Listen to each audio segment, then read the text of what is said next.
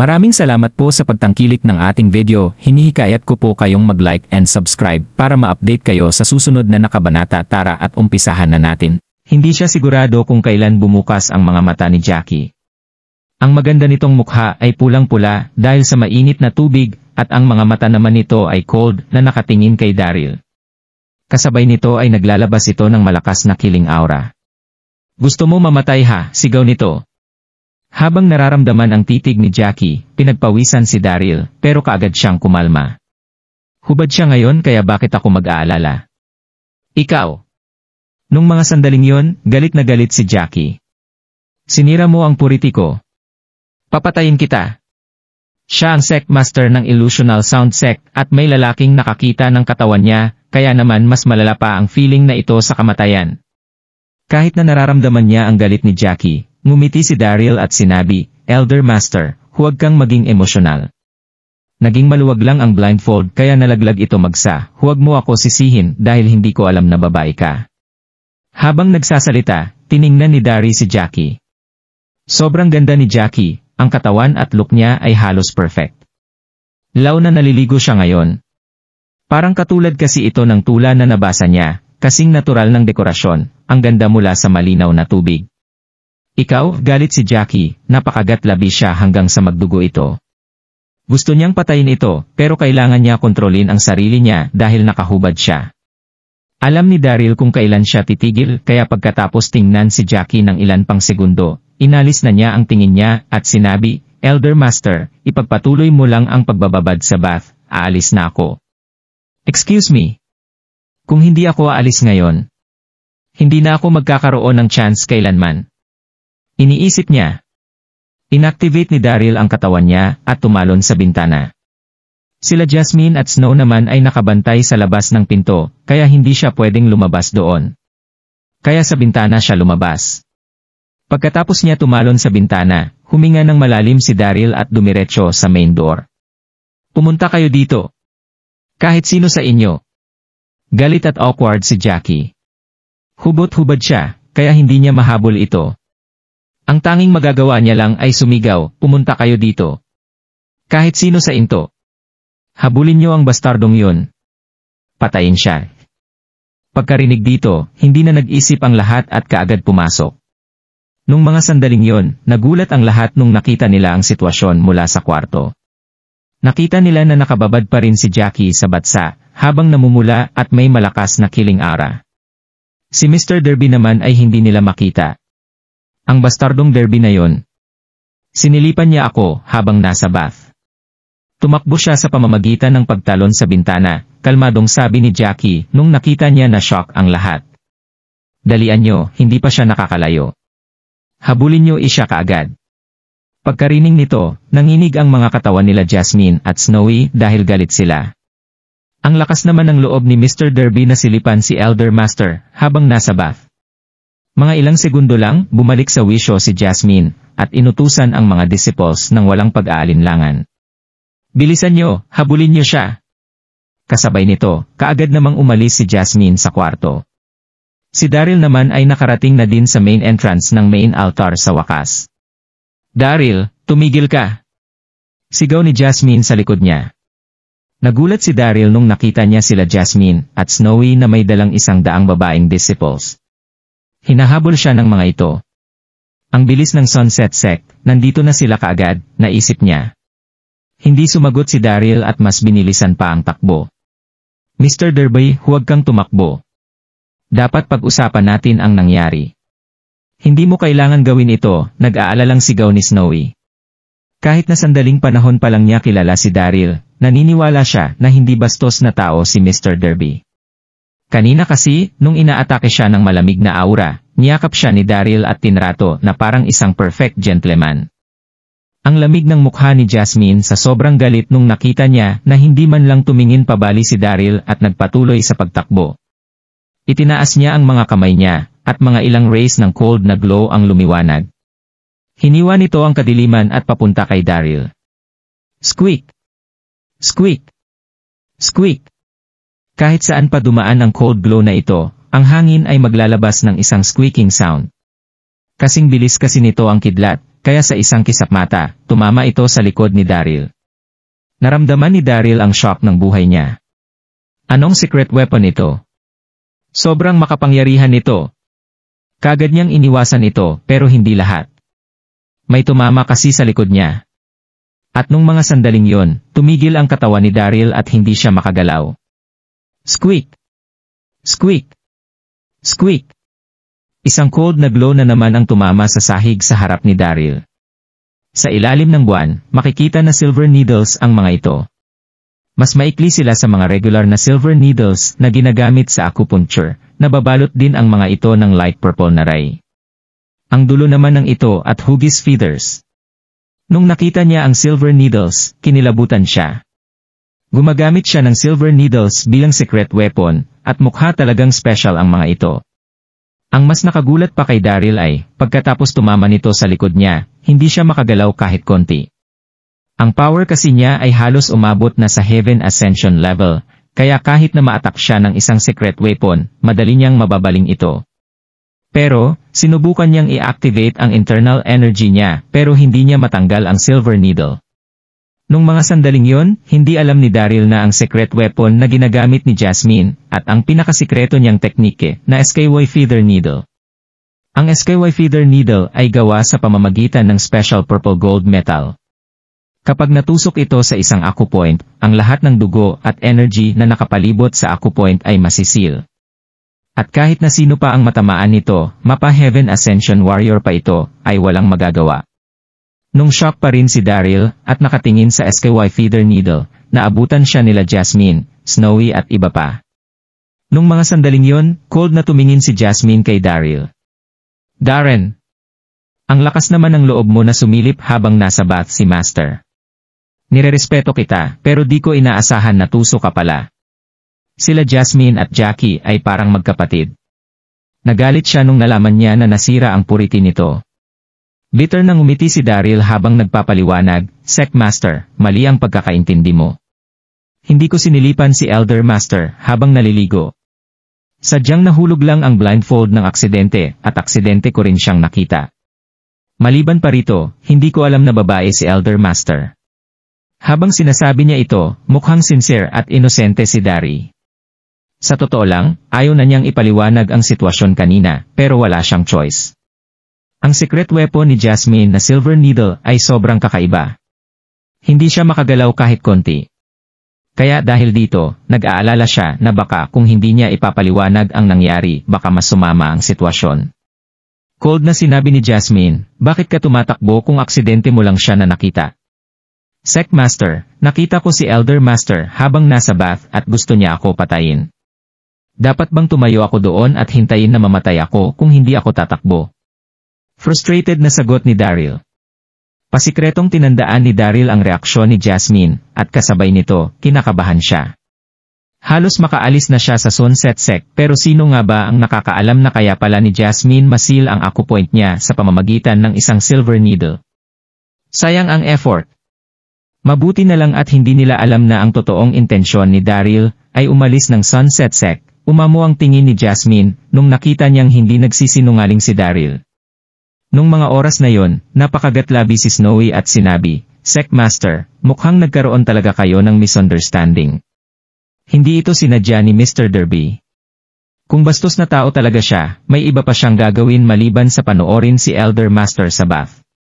Maliban pa rito, hindi niya alam na babae si Elder Master.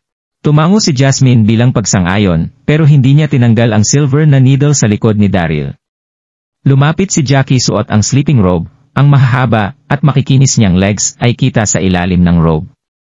Ang sexy niya rin tingnan dito. Pero, nung mga sandaling yon, mukha siyang galit. Napadiretso tuloy ng tingin si Daryl. Nung naramdaman niya ang tingin ni Daryl, kagad nagalit si Jackie. Nanginig ang katawan niya habang sumisigaw, ikaw na walang kwenta. Patayin niyo siya para sa akin ngayon na. Tanggalan niyo sa ng mga mata pagkatapos niyo siya patayin. Ang lalaking ito ay sinilipan ako. Hindi ka patapatawad ito. Ngayong nahuli na siya, tuso pa rin ang mga mata nito. Deserve niya mamatay, iniisip niya. Nagulat si Daryl at kagad bumaling ng tingin habang bitter na nakasmile, Elder Master, pakiusap, kumalma ka. Misunderstanding lang ito. SHT! Patingin lang ako sa'yo at ngayon gusto mo na ako patayin. Paano na lang kung hinawakan kita, mahati ba ako ng 1-0, 000 times? Iniisip niya. Nung mga sandaling yon, lumapit si Jasmine at pinakalma si Jackie, ipinaliwanag sa amin ni Mr. Derby ang nangyari. Aksidenteng nahulog ang blindfold. Hindi niya ito intensyon na gawin kaya hayaan na lang natin ito. Tama yan, kaagad na dagdag ni Snowy. Dahil misunderstanding lang ito, Elder Master, patawarin mo na siya. Maliban pa dito, kailangan pa rin niya pagalingin ang injury mo.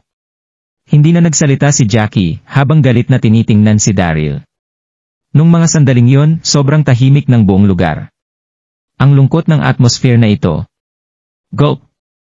Pasikretong napalunok si Daryl ng laway, ang noo niya ay nababalutan ng malamig na pawis.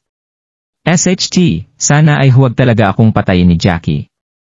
Sa totoo lang, dahil sa Silver Needle, hindi ako makagalaw kaya kapag may ginawa si Jackie, hindi ko madedepensahan ang sarili ko. Slap! Nang biglang sinampal ni Jackie si Daryl sa mukha. Ang lakas ng sampal na yon at nagulat ang lahat.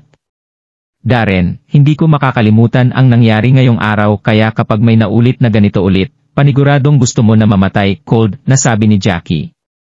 Alam niya na misunderstanding ang nangyari kanina at hindi talaga intensyon ni Darren na silipan siya. Pero kahit na, nakita nito ang buo niyang pure body. Ito ang pinakamalalang kahihiyan ni Jackie. Kahit na hindi niya ito mapatay, hindi niya dapat hayaan ito ng ganun lang. Pagkatapos, itinaas niya ang mga kamay niya at inisil ang iba pang acupoints sa katawan ni Daryl bago niya tanggalin ang Silver Needle. Sa paraang ito, makokontrol pa rin nila si Daryl. Ang mukha ni Jackie ay kasing cold ng ice at emotionless habang inuutos ang, simula ngayon, ang ilan sa inyo ay susundan siya. Huwag niyong hahayaan na gumala siya ng malaya sa Sunset Sect. Patayin niyo din siya kaagad kapag may ginawa siyang masama. Tumingin ng masama si Jackie kay Daryl dahil galit pa rin siya. Sa totoo lang, gusto ni Jackie na patayin si Daryl kaagad. Pero, tama si Snowy. May magaling na medical skills si Daryl at kailangan pa rin niya ang tulong nito sa pagpapagaling. Kailangan niya muna kalimutan ang pagpatay dito. Opo, Elder Master. Sabay-sabay na sagot ng mga disciples. Pagkatapos, dinala nila si Daryl sa kwarto na parang may binabantayan sila na preso. Nung mga sandaling ito, gustong umiyak ni Daryl pero walang nalabas na luha. Sobrang calculative ni Jackie. Para sa lahat misunderstanding lang ito pero sinampal pa rin niya ako, kaya patas na kami. Bakit din niya iniutos na bantayan ako lagi? Paano na ako makakaalis? Iniisip niya. Dati, matutuwa si Daryl kung mga magagandang disciples ang nagbabantay sa kanya. Pero, sa mga sandaling ito, nagtanging iniisip niya lang ay makaalis ng Sunset Sect. Wala siyang panahon para ikonsidera ang iba. Samantala, si Yang Jian ay nakaupo sa trono niya sa main hall ng North Moana Continent. Nakasuot ito ng dragon robe habang nakikinig sa mga reports ng ministers tungkol sa sitwasyon ng continent. Simula nung sinubukan niya sakupin ang South Cloud World at natalo ni Daryl, hindi na nagpadala si Yang Jian ng army para sakupin ang iba pang mga kontinent. Sa halip, inutusan niya ang army na mag-training palalo at maging handa palagi. Kasabay nito, patuloy pa din si Yang Jian sa pagpapadala ng mga tao para hanapin ang lokasyon nila Daryl at Ghost Valley Sage. Nung mga sandaling yon, naglakad si Gonggong papunta sa main hall. Ang exquisite nitong mukha ay puno ng saya at emosyon habang magalang niyang sinasabi, Your Majesty, nag-imbestiga ako mabut. Pagkatapos natin umatras sa South Cloud World, naghiwalay sila Ghost Valley Sage at Daryl. Nalaman ko rin na ang Senior Ghost Valley Sage ay pinakawalan ni Daryl mula sa Seven Treasures Exquisite Pagoda. So, kailangan kilalanin ni Ghost Valley Sage si Daryl bilang master niya. Pero, arogante ito at ayaw niyang kilalanin si Daryl bilang master.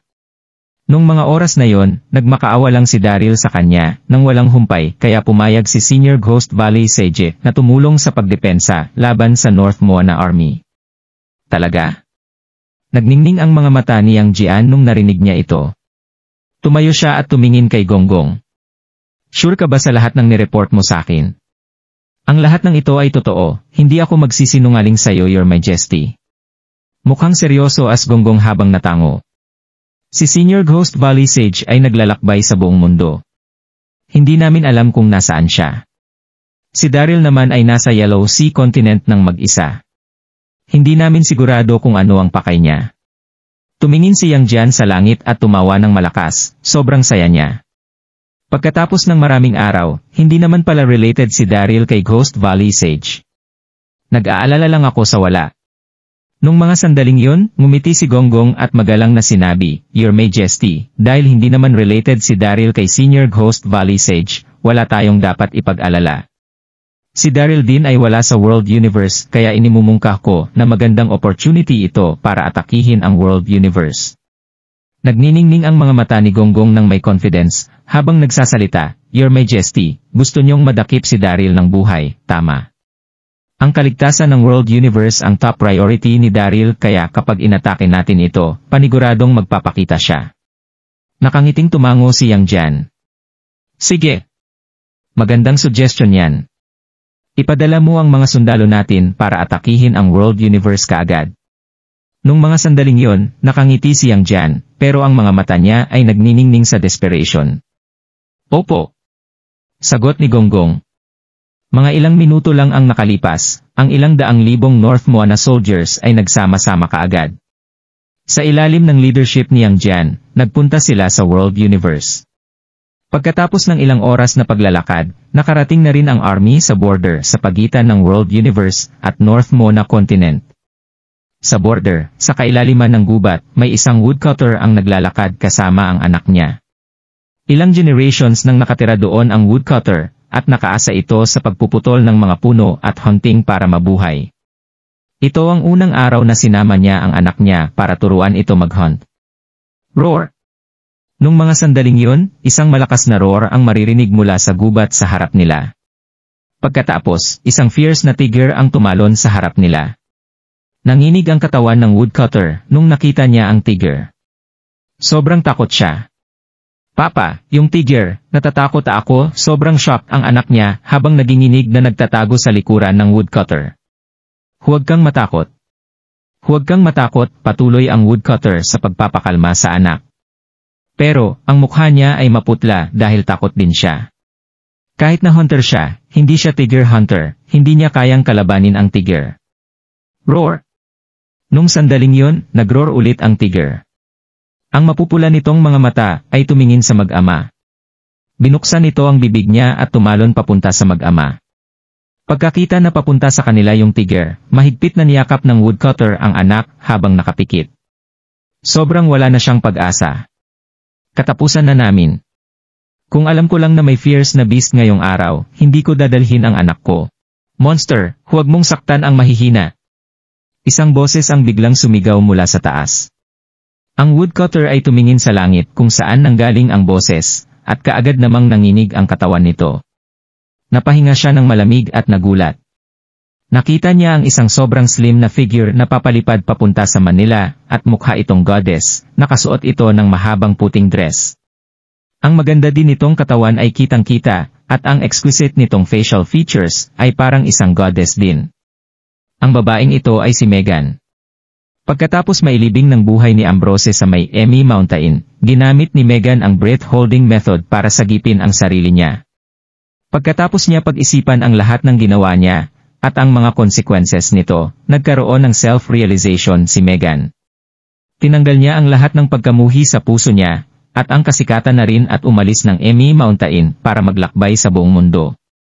Nung mga panahon na yon, sa bawat lugar na mapupuntahan ni Megan, gumagawa siya ng mga mabubuting bagay. Pinaparusahan niya din ang mga masasama at tinutulungan ang mga mahihirap. Nakaka-benefit din ang mga mamamayan habang sinusubukan niyang pagsisihan ang lahat ng ginawa niyang kasalanan dati. Padaan siya sa lugar na ito nang saktong nakita niya ang tiger na lalapangin sana ang mag-ama. Hindi na nagdalawang isip si Megan at kaagad ito pinigilan. Bigla namang nagulat ang woodcutter at napanganga ito habang nakataingin kay Megan na nasa himpapawid. Isa ba siyang goddess mula sa heaven? Iniisip niya. Roar! Ang fierce na tiger ay nag-roar ulit dahil pakiramdam niya na threat si Megan at papunta na ito ngayon kay Megan. Hindi nagpanik si Megan nung nakita niya ito. Sobrang kalmado ng mukha nito. Sumigaw siya, at ang katawan niya ay lumutang sa ere, humanda ka ng mamatay beast. Iniwasan niya ang pagdakma ng tiger, at kasabay nito ay hinampas niya ang ulo ng tiger. Bang! Nag-crack ang skull ng tiger, at namatay ito kaagad. Ang malaki nitong katawan ay bumagsak sa gubat. Kasunod nito, graceful na nagland ang katawan ni Megan. Pagkakita rito, sobrang namangha ang mag-ama. Mga ilang sandali, bumalik na rin sa wisyo ang woodcutter, at nagbow kay Megan para pasalamatan ito. Salamat, Fairy, sa pagtulong mo. Napatay niya ang tiger ng ganun kadali. Sino nga ba siya kung hindi Fairy, iniisip ng woodcutter. Ngumiti si Megan habang nagwe-wave ng kamay at sinabi, Brother, huwag kang mag-alala.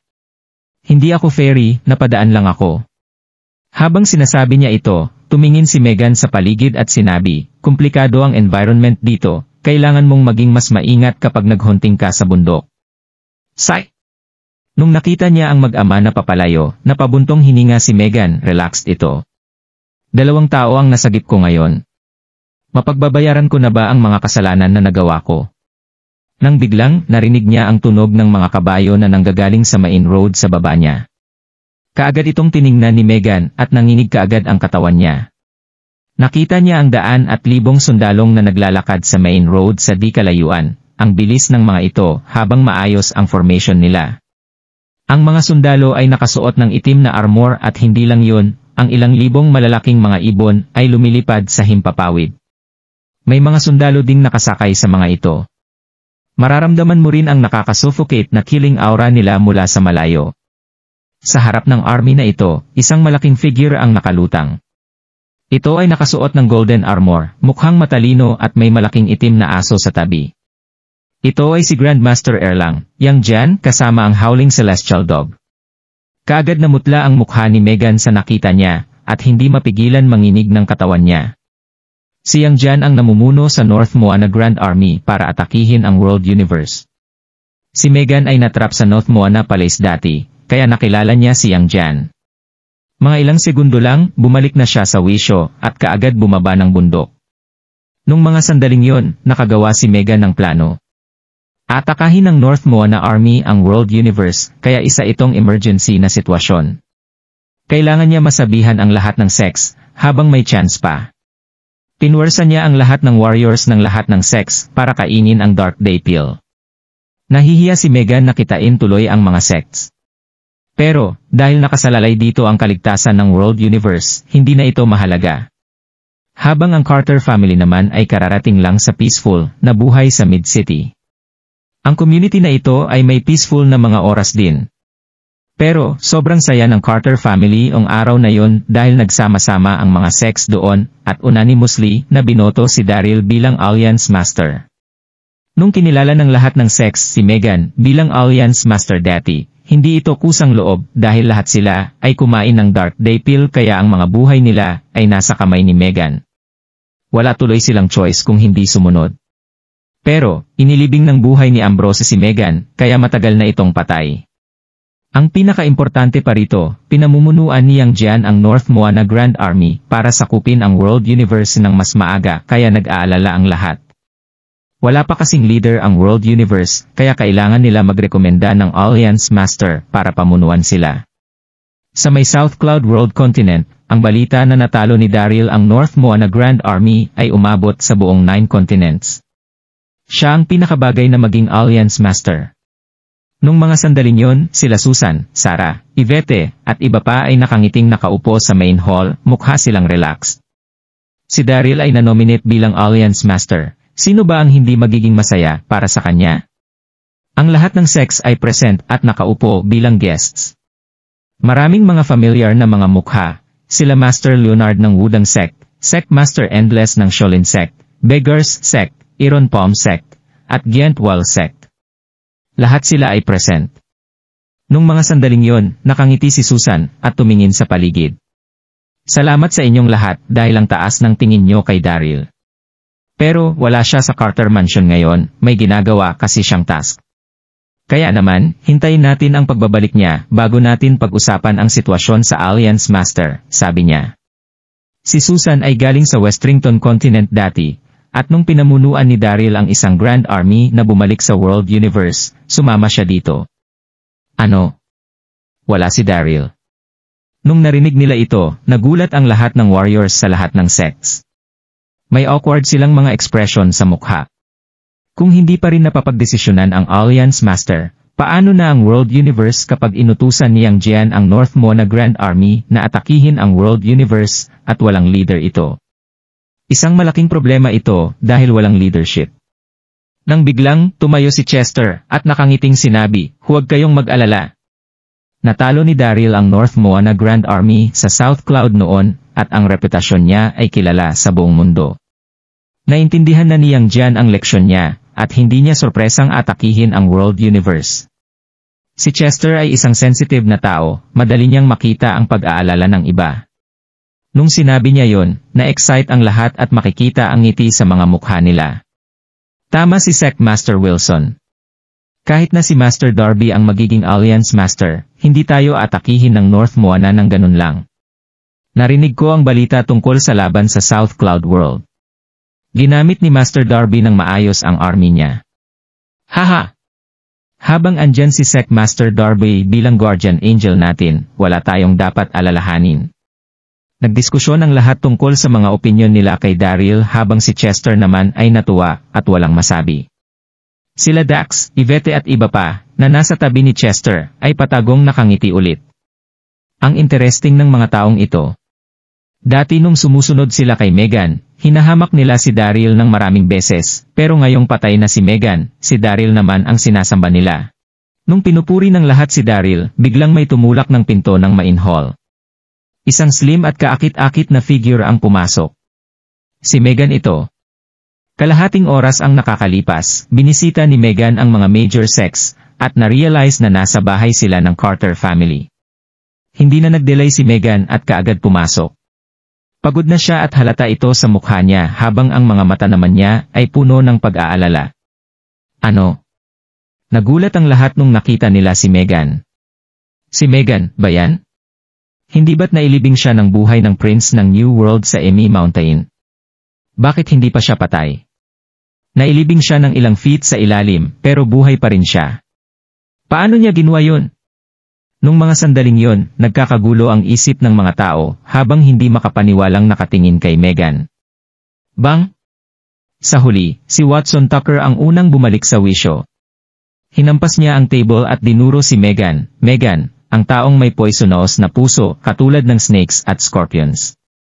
Isang masambabae, ang lakas ng loob mo na magpakira dito. Si Watson ay sikat na traitor. Kapag si Daryl ang nanominate bilang Alliance Master, si Daryl ang magiging pinakamalaking support niya.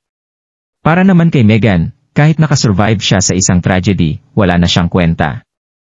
Kaya hindi na niya kailangan magpa-impress dito. Habang nagsasalita siya, sinundan siya ng iba pang mga sects, at pinagalitan si Megan. Megan, hindi mo mababayaran ang lahat ng ginawa mo dati kahit mamatay ka pa ng daang beses. Dahil nakasurvive ka naman, dapat humanap ka na ng ibang lugar kung saan ka mananatili buong buhay mo. Huwag ka nang makigulo sa community. Tama yan, hindi ito ang lugar para sayo. Lumayas ka. Base sa opinion ko, nandito siya para magmakaawa kay Sect Master Darby na hayaan siyang manatili dito. Haha, ang cheap niyang babae.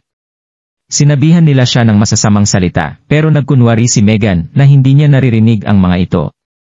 Mga ilang segundo lang, tumingin si Megan kay Susan at sinabi, Madam Susan, nasaan si Daryl? May kailangan ako sabihin sa kanya kaagad. Si Daryl ang hero ng World Universe. Sobrang influential nito, at may excellent na knowledge tungkol sa mga war strategies. Siya lang ang tanging tao na makakadepensa laban sa atake ng North Moana.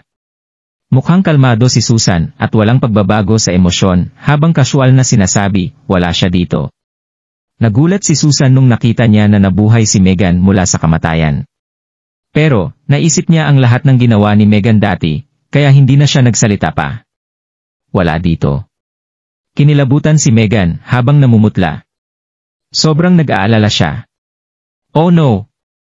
Nakalagpas na sa border ang North Moana Grand Army pero wala pa rin si Daryl. Lagot tayo. Nagpatuloy sa pagtatanong si Megan, saan siya pumunta? Wala bang ibang way para makontak siya? Nung nag-alinlangan si Susan at kinokonsidera kung sasagutin niya ba si Megan, sumabat si Dax. Megan. Tinitigan maigi ni Dax si Megan. Ang tingin nito ay hindi friendly at cold niyang sinabi, bakit kailangan mo makita si Daryl? Hindi ba tinorture mo na siya ng maraming beses? Gusto mo pa rin ba siya saktan? Hayaan mong sabihin ko sa'yo na hindi namin alam kung nasaan si Daryl ngayon. At kahit na alam namin, hindi namin sasabihin sa'yo. Habang nagsasalita siya, sila Sarah, Yvonne, at iba pa ay tumango bilang pagsang-ayon. Ang babaeng ito ay masama na tao. Dapat kami mag-ingat sa kanya. Pero, hindi nila alam na nagbago na siya. Tama, masama ako dati. Pagkatapos ma-adjust ni Megan ang feeling niya, tumingin siya sa paligid at sinabi sa lahat ng members ng iba't ibang sex, emergency ito, kaya didiretsuhin ko na kayo. Para sa lahat ng sect masters, pakiusap, pagsama-samahin nyo ang mga tao nyo at papuntahin sila sa Mount Hua para dumpensa laban sa North Moana Grand Army. Iba ang nagsasalita siya, mukhang malungkot siya, nakita ito ng dalawa kong mata. Mga 5 oras ang nakalipas, si Yang Jian ay pinamumunuan ang army niya sa may border sa southwest area. Base sa estimation ko, malapit na sila makarating sa Mount Hua. Isang bato ang tumama sa dagat at gumawa ng naglalakihang mga alon. Nagulat at natigilan ang lahat sa kanilang nakita. Ano? Inaatake tayo ni Yang Jian. Pagkatapos ng isang saglit, hindi na napigilan ni Watson na manlamig at tumawa ng malakas habang tinutukso si Megan. Anong kalokohan na naman ba ang ginagawa mo ngayon, Megan? Natalo na ni Secmaster Darby ang napakalaking hukbo ng North Moana sa South Cloud World noon. Kaya paano niya tayo magagawang atakihin dito sa World Universe? Habang nagsasalita, maraming tao ang nag-isip at nagsimulang sumangayon sa kanya. Oo nga, siguradong may masamang binabalak ang babaeng ito. Megan, iniisip mo ba na maloloko mo kami ulit at sa tingin mo ba ay magagamit mo pa rin ang mga mapanlinlang mong pamamaraan para manloko? Haha! Tigilan mo na yan, lumang tugtugin na sa amin ang mga panlolokong ginawa mo. Oo nga, purong kalokohan lang ang pinagsasabi ng babaeng ito. Kayong lahat, huwag na huwag kayong maniniwala sa kanya. Para sa kanilang lahat, hindi sila naniniwala na atakihin silang muli ni Yang Jian. Agad na nagalala si Megan habang sinasabi kina Watson at sa mga kasama nito na, totoo ang lahat ng mga sinabi ko. Umaatake na ngayon ang hukbo ng North Moana. Siguradong mawawasak ang World Universe sa sandaling hindi pa tayo gumawa ng plano sa mga sandaling ito. Haha! Nanalamig na tumawa si Watson habang nanunukso na, huwag ka nang magkunwari na para bang nag-aalala ka sa amin, Megan. Siguradong mawawasak ang World Universe sa sandaling makinig kami sa iyo. Kahit na nagmukhang patas at arogante si Watson, nagpakita pa rin ang liwanag ng paghihiganti sa kanyang mga mata. Megan, Megan, Megan. Nasa panig mo nga ako dati noong maging mas masahol pa ako sa isang aso. Pero hindi mo na ito muling magagawa sa akin, dahil naibalik ko na ang nawala kong dignidad sa iyo. Isip nito. Haha! Nagtawanan silang lahat noong matapos sa pagsasalita si Watson. Tiningnan nila si Megan nang may kasamang pagkainis at pandidiri. Inisip nilang lahat na agad nilang naagapan ang masamang binabalak ni Megan sa mga sandaling ito. Nag-aalala namang ipinadyak ni Megan ang kanyang mga paa habang pinagtatawanan siya ng lahat. Nanalamig niyang sinabi kay Watson na, inaamin kong nagkamali ako sa naging trato ko sa iyo at sa ibang naglalakihang mga sekta sa World Universe. Pero isinusumpa ko rin na totoo ang mga bagay na sinasabi ko sa inyo ngayon. Ina-attack na tayo ni Yang Jian. Kung magpapatuloy ka sa pagmamatigas, hindi mo na ako masisisi sa sandaling gumawa na ako ng hakbang para mapigilan ito. Nanlamig ang buong mukha ni Megan noong sabihin niya iyon. Isa nga talagang mangmang ang Watson na ito. Palagi siyang pumanig sa tabi ko noong isa Alliance Master pa ako ng World Universe para magpa-impress ng husto sa akin. At ngayong nakita niyang wala na akong kapangyarihan, agad siyang lumayo para simulan ang iba't ibang uri ng pamamahiya sa akin habang unti-unting pumapanig kay Daryl. Nagulat si Watson nang maramdaman niya ang panlalamig ni Megan. Dito na siya biglang napaatras ng isang hakbang. Hindi na nawala ang takot sa dibdib ni Watson mula noong sumunod siya sa Alliance Master pa noong si Megan. Kaya agad siyang nagpanik noong makita niya itong magalit. Pero agad namang pinalakas ang kanyang loob ng mga tao sa kanyang paligid. Itinuro niya si Megan at malakas na sumigaw ng, "Huwag ka nang magyabang sa harapan ko, Megan. Kahit na gaano ka pakalakas, patas at walang inuurungan na kahit na sino ang Tucker cult. Hinding-hindi kami susuko sa isang babae na kagaya mo." Habang nagsasalita, malakas na sumigaw si Watson sa harapan ng lahat, "Kayong lahat, isang mapanlinlang na tao ang Megan na ito. Kaya sigurado ako na naparusahan o nabuli na kayong lahat ni Megan noong siya pa ang may hawak ng pinakamataas na posisyon sa World Universe. Gusto niyo pa rin bang hayaan ito na magmalaki sa harapan nating lahat?" Matapos niyang magsalita, naalala ng lahat kung paano sila nagawang kontrolin ni Megan. Dito na nagalit ang lahat habang sinisimulang tumuro para sermonan si Megan. Tama nga ang Secmaster ng Tucker cult. Marami ng kasamaan ang nagawa ng Megan na ito. Hindi natin siya pwedeng hayaan na magpatuloy sa pagmamalaking ginagawa niya ngayon. Oo nga, masyado talagang arogante ang Megan na ito.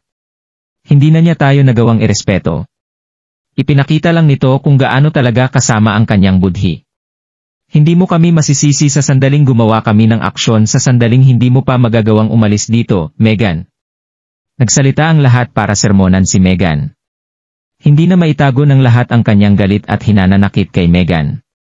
Dumepende noon si Megan sa Dark Day Pill para puwersahin ang lahat ng mga sekta na gawin siyang Alliance Master. Malinaw na naalala ng mga naglalakihang sekta ang pinakamatinding kahihiyan na kanilang naranasan.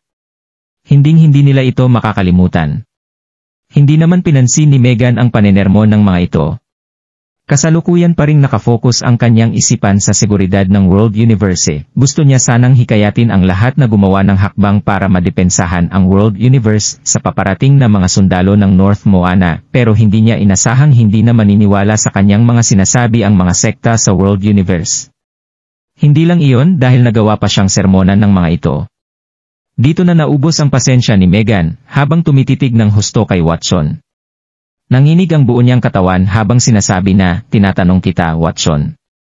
Ipapadala mo ba ang mga disipulo mo sa MT para depensahan ang World Universe sa paparating na kalaban?" Naging emosyonal ng husto si Megan, lalo na noong makita niya ang nakakadiri at namumutlang mukha ni Watson. Pasimpleng nanginig ang kanyang katawan. Tuluyan nang nawala ang takot ni Watson noong suportahan siya ng mga sekta. Nanalamig siyang ngumiti kay Megan at sinabing, "Dumepensa sa paparating na kalaban. Kailangan na ba naming gawin ito, Megan? Naiisip naming lahat na bahagi ito ng masama mong binabalak sa amin, kaya umaasa ka pa rin ba na mahihikayat mo kami na gawin ang bagay na yon? Hayaan mong sabihin ko sa'yo, matapos ng mga nagawa mo sa World Universe, hindi yan kita bibigyan pa ng problema. Pero kung magpupumilit ka riyan sa mga sinasabi mo, huwag mo kaming masisisi-sisi sa sandaling gumawa na kami ng aksyon laban sa iyo." Kahit na nagmukhang patas at totoo ang kanyang mga sinabi, napuno pa rin ng kasamaan ang mga mata ni Watson. "Haha! Dumating na rin ang tamang oras mo, Megan ah." Halos sumabog na sa sobrang galit si Megan, habang nakatitig na sinasabi kay Watson na, "Sinabi mo bang pinagpipilitan ko lang ang mga kalokohan ko sa iyo?" Kasalukuyan nang umaatake ang mga sundalo ng North Moana. Hindi lang nagawa ng mga itong magplano para depensahan ang World Universe, nagawa pa nilang ipahiya ako. Mga hayop. Isip nito. Naubos na ang pasensya ng iba't ibang mga sekta habang sumisigaw ng malakas kay Megan. Tama si Secmaster Tucker. Gagawa na kami ng aksyon sa sandaling hindi ka pa umalis dito, Megan. Oo nga. Hindi ka na namin ipapasok sa gulo dahil nagmula tayo sa isang lugar. Pero huwag mong ubusin ang pasensya naming lahat. Oo nga, dapat lang na magpasalamat ka pa dahil pinapakawalan ka na namin ngayon, kaya gawin mo na ang bagay na alam mong nakabubuti para sa iyong sarili.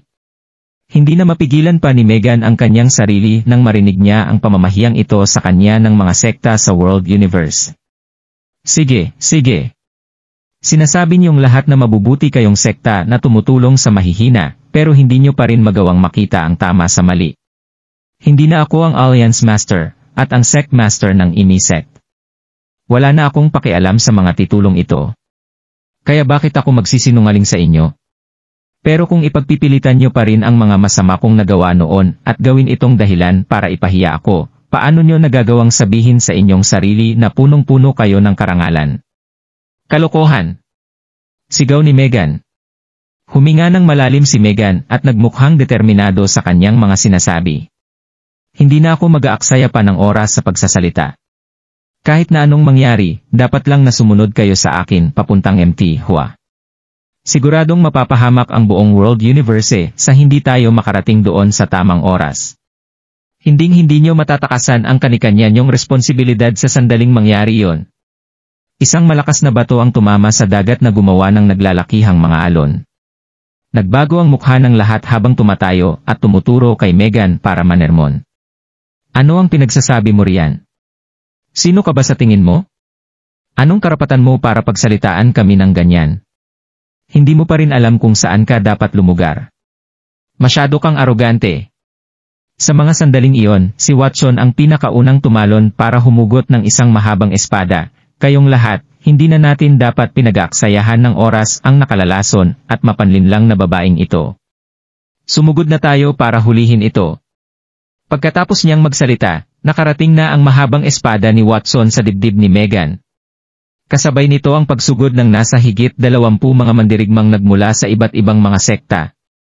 Agad nilang napaligiran ang nagsasalitang si Megan. Umupo lang doon ang mga miyembro ng pamilya Carter, habang tumitingin sa isa't isa. Sa mga sandaling niyon, bahagyang tumaas ang mga nagagandahang kilay ni Sarah, hindi niya maiwasang sabihin kay Susan na, hindi po ba dapat na rin tayong gumawa ng aksyon kung hahantong ang pagtatalong ito sa isang laban? Naiinis na tiningnan ni Sarah si Megan nang sabihin niya iyon. Ilang beses nang sinaktan ni Megan si Daryl kaya hindi na naging maganda ang impresyon ni Sarah kay Megan. Hi! Bahagyang nagbuntong hininga si Susan habang iniiling ang kanyang ulo at sinasabing, mag-obserba na muna tayo bago tayo magdesisyon sa ating susunod na gagawin. Matalino si Susan. Kahit na hindi niya masabi kung nagsasabi ba si Megan ng totoo o hindi, sigurado pa rin siya sa kanyang sarili na hindi mangmang si Megan. Hindi ito magpapakamangmang na pumunta rito para sa wala at para bigyan ang mga sektang iyon ng oportunidad na atakihin siya. Sabi ng hindi na nagsalitang si Sarah nang marinig niya iyon. Tahimik ding nakaupo sa tabing iyon sina Yvette, Chester, at ang kanilang mga kasama para obserbahan ang kasalukuyang sitwasyon sa kanilang paligid. Walang kahit na sino sa mga ito ang nagpakita ng kahit na anong interes na makisali sa pagtatalo ng dalawang panig. Mga mangmang. Mga mangmang talaga ang lahat ng ito, isip ni Megan. Nagmukha siyang kalmado nang makita niya ang pagpaligid sa kanya ng iba't ibang mga sekta, pero agad na kumulo ang kanyang dugo habang sumasabog ang kanyang puso sa sobrang galit. Itinaas niya ang maselan niyang kamay para hawakan ng maigi ang mahaba niyang espada. Bang! Bang! Bang! Kasalukuyang gumagalaw ng mabilis ang imahe ni Megan para salagin ang mga pag-ataking paparating sa kanya gamit ang mahaba niyang espada. Pero pagkatapos ng ilang minuto ay napilitan pa ring umatras ni Megan. Sa pamamagitan ng lakas ni Megan, hindi na problema para sa kanya ang paglaban sa isang grupo ng mga taong nakapaligid sa kanya, gusto niya lang turuan ng leksyon ang mga taong ito pero sa huli ay nagawa pa rin niyang pigilan ang kanyang sarili. Kahit na anong mangyari, mga importanteng mandirigma pa rin ang mga taong ito ng World Universe. Kakailanganin pa rin nila ito para madepensahan ang World Universe sa pag-atake ng North Mona sa kanila. Siguradong hihina ng husto ang World Universe sa sandaling masugatan ni Megan ang ilan sa mga ito. Ano? Pasimpleng nagdikit ang mga kilay ni Susan Chester at ng iba pa nilang mga kasama. Bakit naging ganito kahina si Megan? Paano niya nagawang matalo ng ganito? Dahil kaya ito sa hindi niya paggamit sa buo niyang lakas. Hindi ito tama. Kung titingnan natin ang pagkatao ni Megan, bakit siya magpapakita ng awa kina Watson? Ano ang nangyayari?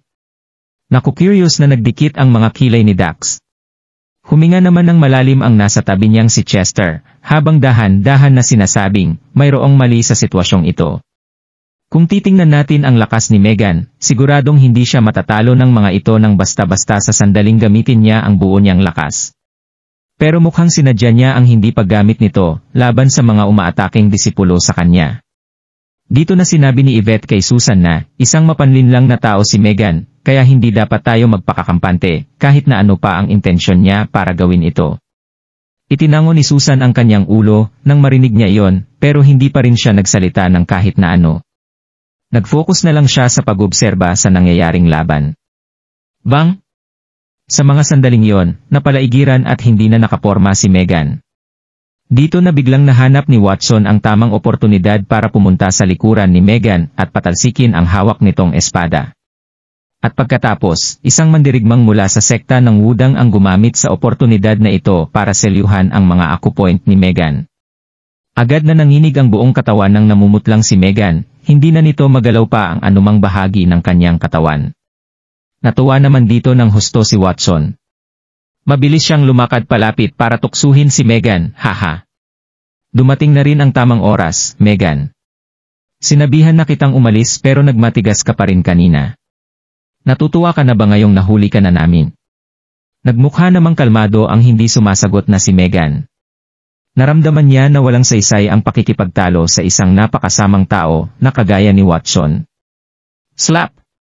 Nakaramdam si Watson ng kahihiyan noong maramdaman niya ang panlalamig ni Meghan, dito na nagsimulang magliyab ang kanyang galit na nagudyok sa kanyang sampalin si Meghan ng biglaan. Sa sobrang lakas ay halos bumagsak sa lupa ang nanginginig na katawan ni Meghan. Binigyan ka na namin ng pagkakataon kanina, Meghan. Pero hindi mo lang na-appreciate ang ginawa naming ito sa iyo, dahil nagawa mo rin kaming bastusin. Kaya hindi mo na kami masisisi sa ginawa naming ito as ayo. Nanlalamig na sinabi ni Watson. Dito na niya inikot ang kanyang ulo para ngumiti at magpa-impress kay Susan. Ano na po ang dapat nating gawin kay Meghan, Madam Susan? Ninominate ng lahat si Daryl bilang kanilang Alliance Master. At dahil ninang nito si Susan, natural lang na respeto nila ito. Kasalukuyang nakatingin ang lahat ng mga disipulo kay Susan. Kahit na hindi sumali ang pamilya Carter, sa naging pagtatalo kanina, nasa teritoryo pa rin sila ng mga ito. Sa bagay, si Daryl din ang ninominate nilang Alliance Master.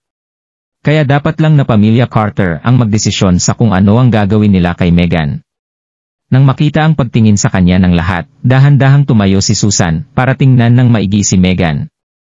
At pagkatapos ay kalmado siyang nagsalita ng, ikulong niyo muna siya sa ngayon. Kahit na hindi naging ganoon kalakas ang kanyang boses, hindi pa rin matatanggihan ng kahit na sino ang aura nito. Namatay si Zoran at wala ngayon si Daryl kaya si Susan na ang tumayong pinuno ng pamilya Carter. Ang bawat galaw na kanyang ginagawa ay kumakatawan sa buong pamilya Carter. Habang nagsasalita, dalawang mga disipulo ng pamilya Carter ang lumapit para alisin si Meghan sa main hall. Hindi nagbago ang itsura ni Susan noong makita niya ang pagdampot kay Meghan paalis. Pero napuno pa rin ang kanyang mga mata ng emosyon. Masyadong naging kakaiba ang ipinakitang reaksyon ni Meghan. Hindi niya dinipensahan ng husto ang kanyang sarili. Hindi kaya totoo ang sinasabi niyang pag-atake ng mga sundalo ng North Moana sa World Universe. Hindi na nagdalawang isip pa si Susan na utusan ang kanyang mga disipulo na, dalian niyong magpadala ng taong mag-iimbestiga kung totoo nga ang sinasabing pag-atake ng North Moana sa atin. Mag-report kayo agad sa akin.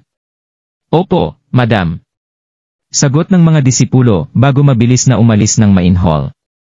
Kasabay nito ang paglakad ni Watson palapit bago naku-curious na magtanong ng, hindi naman po kayo naniniwala sa mga sinasabi ni Meghan, tama po ba Madam? Mapanlin lang po ang babaeng iyon, magaling po siya sa pagsisinungaling. Maraming tao ang sumangayon sa nagsasalitang si Watson. Opo, huwag po kayong mabahala sa sinasabi ng babaeng ito. Mas maigi kung mapapabalik na po natin dito si Sect Master Darby para makuha ang posisyon ng Alliance Master. Ito po ang bagay na dapat nating pagtuunan ng pansin. Nang marinig niya iyon, ngumiti si Susan bago ibuka ang kanyang bibig para magsalita. Maraming salamat sa paalala niyong lahat, alam ko ang dapat kong gawin. Agad na nagbago ang tono ni Susan, habang nagpapatuloy sa pagsasalita, naririto kayong lahat para i-nominate si Daryl bilang Alliance Master. Hindi lang proud ang pamilya Carter, dahil ikinararangal din ni Daryl ang ginagawa niyong ito. Dapat lang na tumawag ako ng tao para maghanda ng isang banquet mamaya, kaya mag-relax lang muna kayo riyan. Sa sandaling makabalik si Daryl, sasabihan ko siya na papuntahin kayong lahat para mapag-usapan natin ang tungkol sa pagiging Alliance Master niya sa World Universe. Dito na natutuwang ngumiti si Watson at ang kanyang mga kasama. Masyado talagang mabait si Madam. Opo, pasensya na po sa abala. Ngumiti naman si Susan sa papering ibinibigay ng mga ito pero hindi na siya nagsalita pa. Dito na siya nagutos sa ilan niyang mga tauhan para maghanda ng isang banquet para sa kanilang lahat. Hindi nagtagal ay naihain na ang mga pagkaing hinanda para sa banquet, dito na pinaupo ni Susan ang mga disipulo sa kanilang mga upuan. Nagtoast silang lahat habang napupuno ng tuwa ang hangin sa kanilang paligid. Pagkatapos ng ilang oras, natapos na rin ang kanilang bangket, pinapunta ni Susan ang mga disipulo sa kanilang mga kwarto para magpahinga sa mansyon ng pamilya Carter. Kasalukuyan ng malalim ang gabi, at ang buong mansyon ng pamilya Carter ay nabalot ng kapayapaan at katahimikan. Bang! Nang biglang puwersahang bumukas ang main door ng mansyon. Dito na pumasok ang isang disipulo ng pamilya na nagpapawis ng husto, nagpapanik itong tumakbo, habang malakas na sumisigaw ng, "Hindi, nandito na po ang hukbo ng North Moana." Nawasak na po nila ang buong MT Hua, kaya papunta na po sila ngayon sa Yunzhou City. Agad na nagising mula sa kanilang mga panaginip ang mga miyembro ng pamilya Carter, matapos nilang marinig ang pagsigaw ng disipulo. Agad na nagbago ang itsura ng kanilang mga mukha. Hindi nga nagsisinungaling si Megan. Nandito na ang kontinente ng North Moana. Kasabay nito na naguluhan ang lahat. 5 hanggang 6 oras na ang nakalilipas mula noong mahuli nila si Megan. Kung naniwala lang silang lahat at agad na sumugod sa MT Hua, nagawa siguro nilang mapigilan ang paparating na hukbo ng North Moana. "Dalian ninyo!" Nagulat ng husto si Susan habang sumusugod papasok sa kwarto at sumisigaw ng, "Dalian ninyo! Tipunin niyo ang inyong mga disipulo para sumuporta sa Yunzhou City." Bang! Bang! Bang! Dito na nagsimulang paputukin ng mga sekta ang kanilang mga emergency fireworks. Agad na nagliwanag ang kalangitan sa ibabaw ng mansyon ng pamilya Carter, nang dahil dito, pero walang sinuman sa kanila ang nag-enjoy sa mga ito.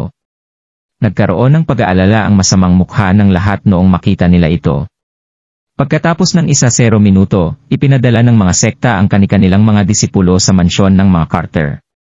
Nasa daan-daan hanggang libo-libo ang bilang ng mga ito, agad na kumilos ang lahat papunta sa Yunzhou City. Samantala, sa Sunset Sect ng Yellow Sea Continent, hindi na nagbihis ng panlalaki si Jackie matapos malaman ng lahat ang tungkol sa tunay niyang kasarian. Nakasuot na siya ngayon ng mahabang dress, habang hinahayaan si Daryl na gamutin ang kanyang sugat. Nang dahil syempre sa hindi nila pagkakaunawaan, hindi na muling gumamit si Jackie ng medicated bath method. Sinabihan niya si Daryl na magbago sa pamamaraan ng paggamot sa kanya. Pero kahit na hinahayaan niya si Daryl na maging kanyang doktor, hindi pa rin nagbago ang pakikitungo nito kay Daryl. Nagpatuloy pa rin si Jackie sa pagsigaw at pag-uutos dito na para bang isang prinsesang nag-uutos sa kanyang tagapaglingkod. Para kay Jackie, masyado nang hindi tama para kay Daryl ang pagkakita nito sa kanyang katawan. Itinuring na niyang mabait ang kanyang sarili dahil hindi niya ito nagawang patayin. Paano niya ito nagawang tratuhin ng ganito? Na-frustrate naman ng husto si Daryl nang dahil sa kasalukuyan niyang sitwasyon. Hindi nagtagal ay mabilis na lumipas ang 2 araw, makikitang nakaupo si Daryl sa isang upuan na nasa loob ng isang kwarto habang nakatingin sa labas mula sa bintana nito. Dito niya nakita ang ilang mga babaeng disipulo na nagbabantay sa pinto, habang tahimik siyang humihinga ng malalim sa kanyang sarili. Gusto niyang umiyak pero wala namang luha na tumutulo mula sa kanyang mga mata. Hindi lang siya inutus-utusan ni Jackie, dahil mayroon din itong mga tauhan na nagbabantay sa kanya sa lahat ng oras. Kailan kaya niya magagawag umalis sa Sunset Sect? Sa totoo lang, marami nang naisip na paraan si Daryl para makatakas sa nakalipas na 2 oras, pero sa huli, ay nagawa pa rin niyang sumuko sa pagtatangkang tumaka sa sektang ito. Wala lang kay Daryl ang pakikipaglaban hanggat magagawa niyang makaalis sa Sunset Sect. Pero agad siyang nawalan ng lakas ng loob sa bawat sandaling maiisip niya ang tungkol sa SKY feather needle ni Jasmine. Kasing nipis lang ng buhok ang SKY feather needle ng sect master na yon. Wala itong kahit na anong tunog o anino sa sandaling lumipad ito na nagpahirap sa sinumang makaiwas dito. Whoosh! Whoosh! Sa mga sandaling ito ay biglang nakarinig si Daryl ng magagaan na tunog ng yapak mula sa labas. At pagkatapos ay agad niyang narinig ang boses ni Jasmine na nagmula sa labas. "Makakaalis na kayong lahat, mayroon lang akong gustong sabihin kay Mr. Darby." "Opo, Sect Master." Agad na sumagot at umalis ang mga disipulong nagbabantay kay Daryl sa labas ng pintuan. Dito na kumatok ng mahina si Jasmine at mahinhing nagtanong ng, "Natutulog ka ba ngayon, Mr. Darby?" Masyadong naging kabigha-bighani sa hinhin ang boses ni Jasmine. Hindi, ano ang maipaglilingkod ko sa inyo, Sekmaster? Sagot ni Daryl habang nagrereklamo sa kanyang sarili. Masyado nang malalim ang gabi. Ano na naman ba ang gusto ng Sekmaster na ito sa akin? Nanatiling tahimik si Jasmine sa labas ng pinto, habang nagdadalawang isip na sinasabing, hihingi sana ako sa iyo ng payo tungkol sa isang bagay, Mr. Darby. Payo? Anong payo ba ang gusto niya ng ganitong oras? Isip ni Daryl. Dito na niya nakita ang mahaba, at kulay itim na sedan dress na nagpakita sa balingkinitang mga hita ni Jasmine. Hindi na natin kailangan pang sabihin kung gaano ito kaseksi sa mga sandaling yon. Go! Napalunok na lang si Daryl sa kanyang nakita, hindi niya naiwasang mapatingin muli rito. Ang Sekmaster at ang Elder Master na si Jackie ang pinakamaganda at pinakaseksi na mga babae sa Sunset Sect. Lalo na ang mahinhin, maganda at matalinong si Jasmine. Walang kahit na sino ang makakatiis sa kanya. Hayaan mong buksan ko muna ang mga ilaw. Ngiti ni Daryl habang naglalakad para buksan ang mga ilaw. Huwag! Napakagat na lang sa kanyang mga labi si Jasmine, bago iling ang kanyang ulo kay Daryl habang ipinapakita ang naguguluhan niyang mukha. Huwag mo nang buksan ang mga ilaw. Okay na ako rito. Ano? Ayaw niyang pabuksan ang mga ilaw. Bakit naging ganito katago ngayon ang Sekmaster? Ano ba ang gusto niyang gawin? Bulong ni Daryl sa kanyang puso, habang naku-curious na tinititigan si Jasmine. Nagmukhang hindi natural ang maganda niyang mukha na parabang kabaliktaran ng arogante nitong ugali. Dito nang umiti si Daryl para magtanong ng, ano po ba ang problema, Sekmaster? Tumingin sa ibaba si Jasmine at mahinang sinabi na, Mr. Darby, hinanap kita ngayong gabi dahil sa ininom kong yang pill kaninang umaga, hindi talaga naging maganda ang pakiramdam ko pagkatapos kong inumin ito.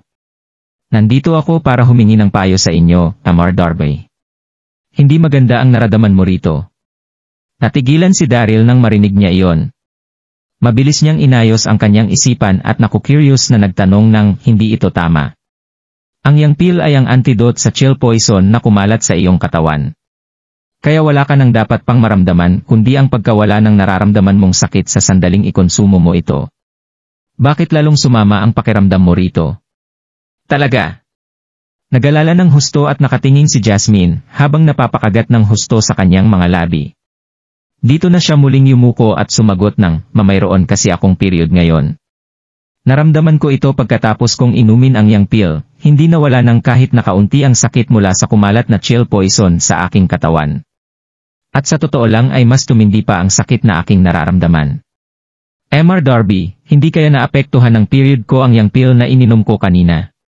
Parang naging kasing hina ng lamok o langaw ang boses ni Jasmine nang sabihin niya yon. Walang sino man ang makakarinig sa kanya kung hindi siya pakikinggan maging ni Daryl ng husto. Tama ang kanyang mga sinabi, nagkaroon si Jasmine ng period kaninang umaga. Kaya agad na sumama ang kanyang pakiramdam noong uminom siya ng yang pill. Pero hindi niya matanong si Daryl ng tungkol dito sa harapan ng lahat, kaya pinili nitong pumunta ng mag-isa sa gitna ng gabi. Kahit na si Jasmine ang Sekmaster ng Sunset Sect, isa pa rin siyang babae. Nakaramdam siya ng kahihiyan noong makipagkita siya kay Daryl ng mag-isa para pag-usapan ang tungkol sa kanyang pagkababae. Kahit na naging mahina ang kanyang boses, nasa harapan pa rin niya si Daryl kaya malinaw pa rin itong narinig ang kanyang mga sinabi. Dito na na-realize ni Daryl ang isang bagay habang itinatango ang kanyang ulo.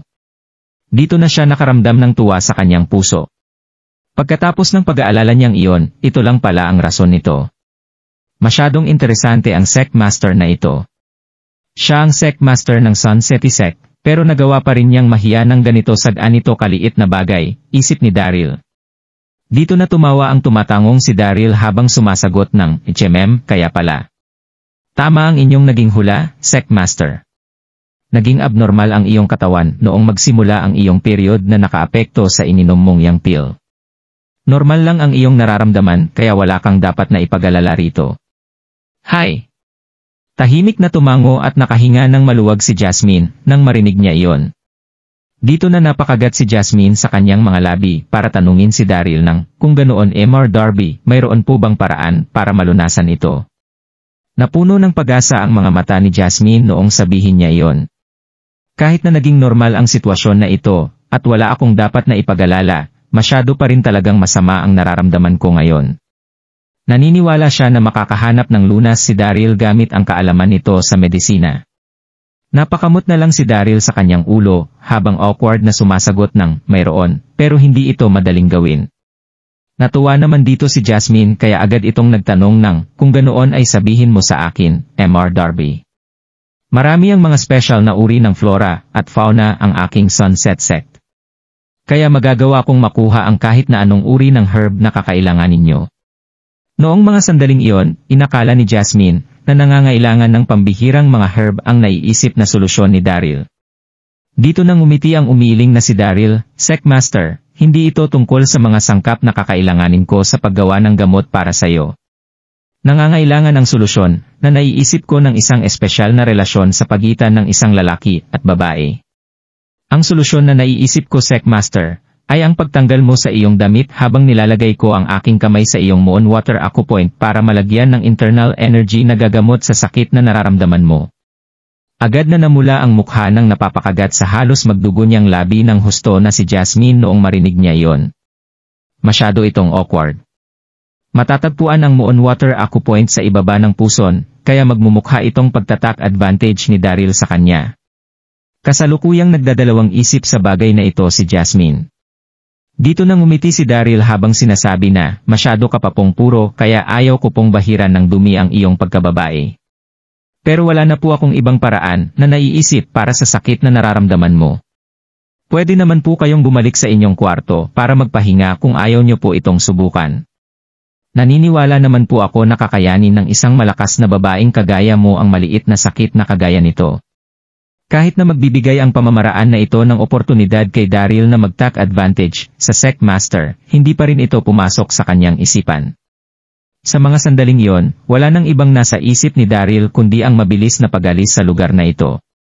Nagdikit ang mga kilay ng nagdadalawang isip na si Jasmine bago mapakagat sa kanyang labi at sabihing, gawin na natin ang paraang naiisip mo, Mr. Darby. Hindi talaga gusto ni Jasmine ang paghuhubad sa kanyang suot na dress para ipahawak kay Daryl ang kanyang Moon Water Acupoint. Maging siya ay tumututol ng husto sa ideyang ito pero hindi na niya matiis pa ang sakit na kanyang nararamdaman. Sige kung iyan po ang gusto mo. Tango ni Daryl. Nagmukha siyang seryoso pero naging katawa-tawa para sa kanyang sarili ang sitwasyong ito. Dito na nagsabi si Daryl na simulan na po natin. Sige. Sagot ni Jasmine. Sa ilalim ng mga tingin ni Daryl, itinalikod ni Jasmine ang kanyang katawan, at dahan-dahang tinanggal ang suot niyang dress. Napalunok dito ng husto si Daryl. Ilang segundo pa ang nakalilipas bago naglakad palapit si Daryl at simulan ang panggagamot kay Jasmine. Noong una ay ninerbiyos ng husto si Jasmine, lalo na noong maramdaman niya ang init na nagmumula sa kamay ni Daryl. Napakagat siya sa kanyang labi ng husto habang nanginginig ang kanyang katawan. Hindi nagtagal ay nagsimula ng mapangiti si Jasmine habang unti-unting nawawala ang sakit na kanyang nararamdaman. Mabilis na lumipas ang kalahating oras. Okay na. Tinanggal ni Daryl ang kanyang kamay at nakangiting tumingin kay Jasmine. Nagamot ko na ang irregular na kondisyon ng enerhiya sa iyong katawan. Hi! Nakahinga na rin ng maluwag si Jasmine habang nakakaramdam ng pagpapasalamat kay Daryl. Maraming salamat, Mr. Darby. Isa ka talagang mahusay na doktor, mabuti na ang pakiramdam ko ngayon. Mahinhin itong sinabi. Bang! Bang! Bang! Sa mga sandaling iyon, narinig nila ang pagkatok ng isang tao mula sa labas. Natigilan dito sina Daryl at Jasmine. Buwisit! Sino ang naghahanap sa akin ng ganitong oras? Si Snowy kaya ang naghahanap sa akin para magpaturo sa paggawa ng elixir. Bulong ni Daryl sa kanyang sarili habang nagdidikit ang kanyang mga kilay. Dito na kalmadong nagsalita si Daryl. Sino yan? Buksan mo na ang pinto, sagot ng isang nanlalamig na boses mula sa kabilang banda ng pinto. Nanlamig at naging direkta ang boses na ito. Nagingat nitong nakalipas na 2 araw si Daryl kaya iniwasan niya ang paggawa ng gulo kay Jackie. Pero para kay Jackie, mayroon pa ring hindi tama sa ikinikilos ni Daryl. Kahit na anong mangyari, ang isang taong may angking kakayahan sa larangan ng medisina na hindi kilala ng lahat ay isang tao na dapat paghinalaan. Kaya nagpadala si Jackie ng isang tao para mag-imbestiga sa naging background ng kanyang pamilya sa larangan ng medisina ng patago. Agad na bumalik ang mga disipulo ni Jackie, matapos ang 2 araw dala ang balita na walang kahit na sinong pamilya sa larangan ng medisina ang nakilala sa Yellow Sea Continent. Pagkatapos matanggap ang balitang iyon, agad na nagsuspetsa ng husto si Jackie sa tunay na pagkatao ni Daryl. Kaya agad siyang nagpunta ng ganitong oras para questionin si Daryl. Agad na nagbago ang mukha ni Daryl at ng Secmaster nang marinig nila ang boses ni Jackie. Agad na nagkaroon ng panik at pag-aalala sa mukha ni Jasmine nang marinig niya ito. Hindi ito maganda, hindi pa nakasuot ng maayos ang damit ko, at mag-isa kong kasama si Mr. Darby ng ganitong oras. Siguradong iba ang iisipin ni Jackie sa sandaling makita niya kami ng ganito ngayon. Isip ni Jasmine. Natural ding naintindihan ni Daryl ang nararamdaman ng Secmaster sa mga sandaling ito. O ikaw pala Elder Master. Matutulog na po ako, bukas na lang po natin pag-usapan ang mga bagay na gusto niyo pong sabihin sa akin ngayon. Sabi niya. Dito na napuno ng frustration ang mukha ni Jackie. Darren. Kung natutulog ka na, tumayo ka at magsuot ng tamang kasuotan. Pagbuksan mo ako ng pinto, mayroon akong gustong itanong sa iyo. Kahit na hindi ito maaaring pumasok, naging mapagmatigas pa rin ang boses nito, kaya wala nang kahit na sino ang magagawang kumwestiyon sa kanya. Buwisit. Nainis ng husto si Daryl sa kanyang sarili noong marinig niya ang tono sa pagsasalita ni Jackie. Iniisip talaga ng Jackie na ito na isa lang niya akong tagapaglingkod? Na dapat kong gawin ang lahat ng gusto niya kagaya ng pagtayo sa kama para pagbuksan siya ng pinto. Dito na nanlalamig na sumagot si Daryl ng, matutulog na po ako, Elder Master. Masyado na ring madumi ang aking mga damit kaya hindi ko na maisusuot pa ang mga ito. Hindi po talaga ito ang tamang oras para makipag-usap sa inyo. Tigilan mo na ang mga kalokohan mo. Puwersahan kong bubuksan ang pinto kung ayaw mo itong buksan. Hindi na nagsalita pa rito si Jackie. Mas tumitindi ang suspisyong nararamdaman ni Jackie habang tumatanggi si Daryl na pagbuksan siya ng pinto. Hi! Wala nang maisip si Daryl habang nililingon ang kanyang ulo at sinasabi sa Secmaster na, ano na po ang dapat nating gawin, Secmaster? Shush! Dito na nilagay ni Jasmine ang kanyang mga daliri sa kanyang bibig na sumenyas kay Daryl na tumahimik. Shush! Ninerbyo si Jasmine at napuno ng magkahalong emosyon sa kanyang dibdib. Huwag mong ipapaalam sa kanya na nandito ako. Siguradong hindi niya maiintindihan ang sitwasyon ngayong malalim na ang gabi. Dito na itinalikod ni Jasmine ang kanyang katawan para umakyat sa higaan bago ibalot sa kumot ang buo niyang katawan. Hindi na malaman ni Daryl kung matatawa ba siya o maiiyak nang makita niya iyon. Masyado nga talagang nag-aalala ito sa kanyang reputasyon. Nagawa niyang umakyat sa aking kama para lang hindi mapansin ni Jackie. Bang! Nang mag-isip ng malalim si Daryl, biglang sinipa ni Jackie pabukas ang kanyang pintuan. At pagkatapos ay naglakad ito habang ipinapakita ang nanlalamig niyang mukha. Darren! Sigaw nang naglalakad papasok na si Jackie. Tiningnan ni Jackie si Daryl at sinubukang pigilan ang kanyang galit habang nanlalamig na sinasabing, hindi ba't sinabi mo na nagpapahinga ka na? Na hindi ka nakasuot ng damit? Bakit maayos ang itsura ng damit mo ngayon? Ano ang masasabi mo rito? Nanlamig ng husto ang maselang mukha ni Jackie habang sinasabi ang mga bagay na iyon. Paano nagawang magsinungaling sa akin ni Darren? Hindi na ito maganda. Mapait nang umiti si Daryl habang ibinubuka ang kanyang bibig para magpaliwanag. Nagpapahinga na po talaga ako, Elder Master, pero pinilit niyo po ako na buksan ang pinto, hindi po ba kasusuot-suot ko lang po sa mga damit ko? Dito na nagmukhang curious si Daryl, bakit nga po pala kayo nagpunta rito ng ganitong oras? Hindi po ba maganda ang pakiramdam nyo? Ano ang nangyayari ngayong araw? Una ay nagawa akong puntahan dito ng Secmaster ng mag-isa, at ngayon ay nagpunta naman dito si Jackie. Hindi naman siguro ito dahil sa kanyang period tama. Hindi na nagsalita pa si Jackie habang tumitingin ng maigi kay Daryl at nagtatanong kay Daryl ng malinaw at paisa-isa. Sino ka ba talaga, Darren? Magsabi ka ng totoo. Naging malakas at mapagmatigas ang tono ng kanyang boses. Nagulat si Daryl nang marinig niya yon, dito na siya ngumiti at sinabing, hindi po ba sinabi ko na sa inyo kung sino ako? Nagmula sa medisina ang aking mga ninuno, pero agad na nawala ang kanilang reputasyon matapos. Ang lakas ng loob mong magsinungaling sa akin, Darren. Pinutol ni Jackie ang pagsasalita ni Daryl bago pa man ito matapos. Nagpadala ako ng isang tao para mag-imbestiga. Sinabi nito na wala raw pamilya sa medisina ang may apelyedong Darby sa Yellow Sea Continent. Napuno ng pagdadalawang isip at panlalamig ang mga mata ni Jackie. Sabihin mo sa akin kung sino ka ba talaga. Agad na nagulat at ninerbiyos si Daryl sa mga sandaling iyon. Masyado talagang maingat si Jackie. Nagawa talaga nitong magpadala ng isang tao para imbestigahan ang aking background. Kasabay nito ang natatawang pakiramdam ni Daryl. Haha, sinabi ko po na nagmula ako sa isang pamilyang nasa larangan ng medisina pero hindi na ito kilala pa ng kahit na sino sa Yellow Sea Continent. Kaya natural lang po na wala kayong mahanap na kahit ano tungkol sa amin. Dito na seryosong sumagot si Daryl nang, lumaki rin po ako sa South Cloud World, Elder Master. Ilang daang taon na rin pong nawala ang aking pamilya, kaya natural lang po na wala kayong makita na kahit ano sa Yellow Sea Continent. Habang nagsasalita, maingat na inobserbahan ni Daryl ang reaksyon ni Jackie. Para maiwasan ang pagsususpetsa ni Jackie sa tunay niyang pagkatao, hindi binanggit ni Daryl na nagmula siya sa World Universe at sa halip ay sinabi niya na nagmula siya sa South Cloud World. Natigilan ng isang sandali si Jackie bago tumitig kay Daryl at magtanong ng, ano ang pinagsasabi mo? Hindi ka nagmula sa Yellow Sea Continent. Kung ganoon ay bakit ka nagpunta rito mula sa napakalayong lugar? Sinadya mo bang pumasok ng walang paalam sa forbidden area ng Sunset Sect? Ano ang iyong motibo, sabihin mo sa akin ngayon din. Mas umiksi ng umiksi ang pasensya ni Jackie habang nagliliyab ang galit sa kanyang dibdib. Mas pagulo ng pagulo ang mga bagay na sinasabi ni Darren. Isip nito. Hay!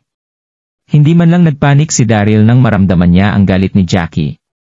Bahagya siyang huminga ng malalim habang dahan-dahang sinasabi na, narinig naman po siguro ni Elder Master ang tungkol sa pag-atake ni Yang Jian ng North Moana sa South Cloud World na nagbigay ng pagdurusa sa mga taong nakatira roon. Hindi na ako maaari pang manatili sa aking bayan, kaya agad akong nagpunta sa Yellow Sea Continent para maghanap ng bagong matitirhan. Hindi ko po sinasadyang pumasok sa forbidden area ng Sunset Sect. Nagmukhang frustrated si Daryl nang sabihin niya iyon na para bang nagpunta talaga siya roon para maghanap ng bagong matitirhan. Dito na niya narinig ang paghinga ng malalim ni Jackie habang nagdadalawang isip na nagtatanong ng talaga. Hindi ka na nagsisinungaling sa akin. Tama nga ang hinala ni Daryl. Hindi nagpadala si Jackie ng tauhan sa South Cloud World para mag-imbestiga tungkol sa kanyang background.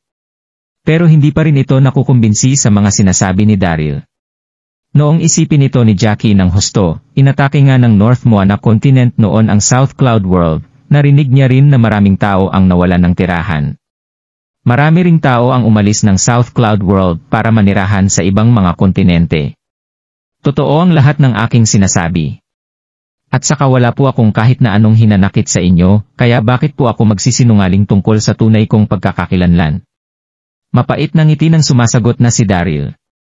Agad na tumango si Daryl nang makita niya ang seryosong mukha ni Daryl. Maniniwala ako sa iyo ngayon, pero dapat lang na maging tapat ka hanggat nasa loob ka ng lupang hawak ng Sunset Sect. Agad na itinango ni Daryl ang kanyang ulo. Nagmukha siyang seryoso habang natatawa sa kanyang sarili. Haha! Maging ang malakas at makapangyarihang si Jackie ay hindi gaanong nagkaroon ng karanasan sa buhay. Ilang mga salita lang ang kailangan kong banggitin para tuluyan itong malinlang. Isip ni Daryl. Hindi na nagsalita pa si Jackie. Tumalikod na ito para umalis sa kwarto ni Daryl. Hay! Pero sa mga sandaling iyon, huminga ng malalim ang nagtatagong Sect Master sa ilalim ng kumot ni Daryl. Masyado siyang ninerbiyos kanina, kaya agad na bumagsak ang nararamdaman niyang pressure. Noong ma-realize niya ang pag-alis ni Jackie, nagresulta ito sa kusang paghinga niya ng malalim. Pero hindi niya alam na hindi pa nakakalayo ng husto si Jackie. Nang marinig ang pagbuntong hininga ng Sect Master, agad na tumalikod si Jackie at direktang tumingin sa kama ni Daryl. Kasunod nito ang galit na pagtitig ni Jackie kay Daryl bago sumigaw ng, ang lakas ng loob mong hayop ka. Nagtatago ka ba ng babaeng disipulo ng Sunset Sect sa iyong kama? Ibigay mo siya sa akin ngayon din. Wala nang kahit na sinong outsider sa buong Sunset Sect maliban kay Daryl. Kaya hindi na tama ang tunog ng pagbuntong hininga na nagmula sa ilalim ng kama ni Daryl. Para kay Jackie, isang masamang tao si Daryl matapos siya nitong silipan sa kanyang pagligo. Kaya sigurado ito na isang babaeng disipulo na dinukot at pinagplanuhan ng masama ni Daryl ang taong nakahiga ngayon sa kanyang kama. Ako ang Elder Master ng Sunset Sect, paano ko hahayaang mangyari ang ganitong klase ng kasamaan? Isip ni Jackie. Buwisit. Hindi na malaman ni Daryl kung matatawa ba siya o maiiyak sa kanyang narinig. Tumitig siya sa kama gamit ang gilid ng kanyang paningin habang nakakaramdam ng matinding frustration sa kanyang dibdib. Hindi ba kayang magpigil ng kahit na kaunti ng Sect Master, isip ni Daryl. Ngumiti si Daryl at agad na sumagot kay Jackie nang, nagkaroon lang po tayo ng hindi pagkakaintindihan, Elder Master. Wala pong tao sa aking kama, mukhang gawa lang po ng inyong isip ang inyong narinig.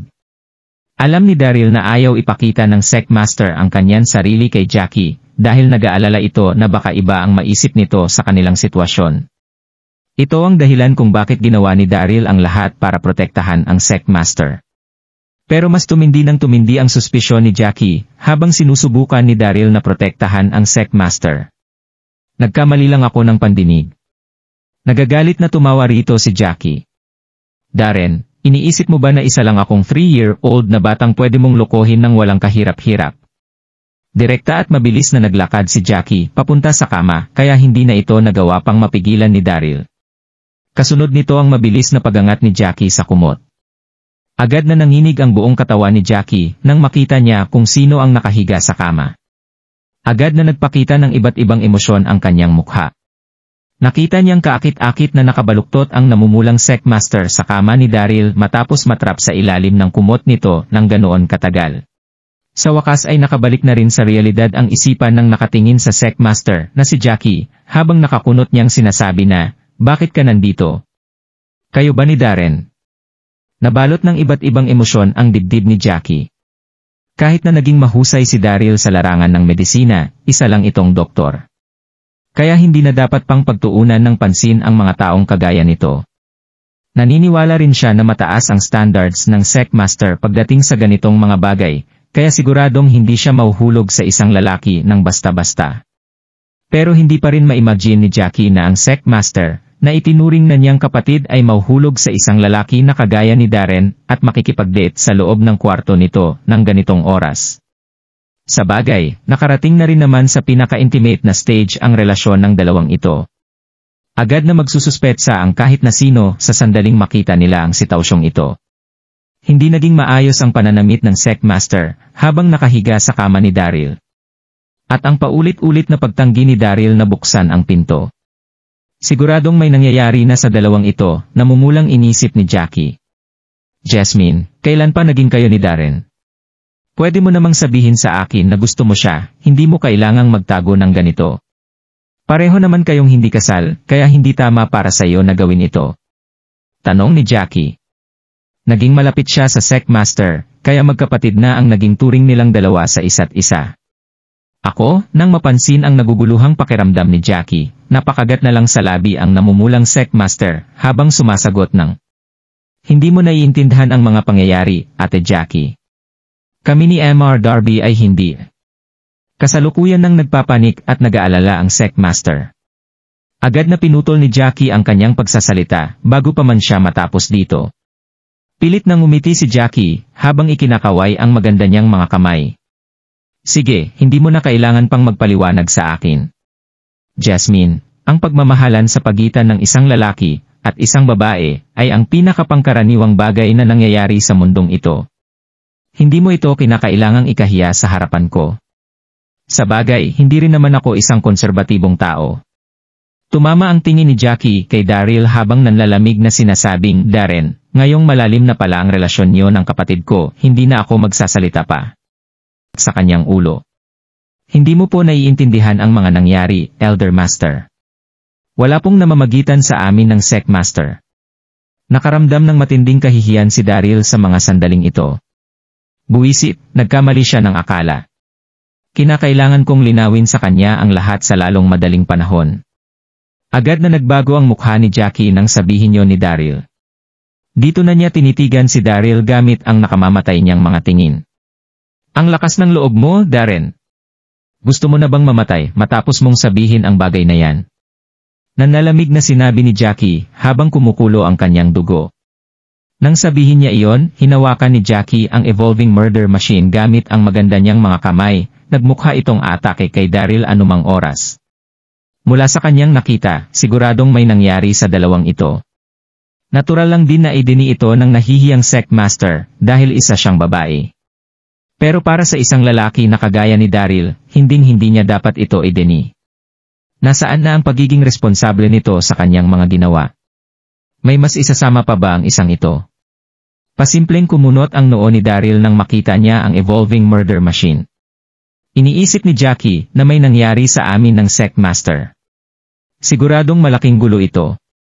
Mapait na ngumit si Daryl habang sinasabi na, huwag kang magalit, Elder Master.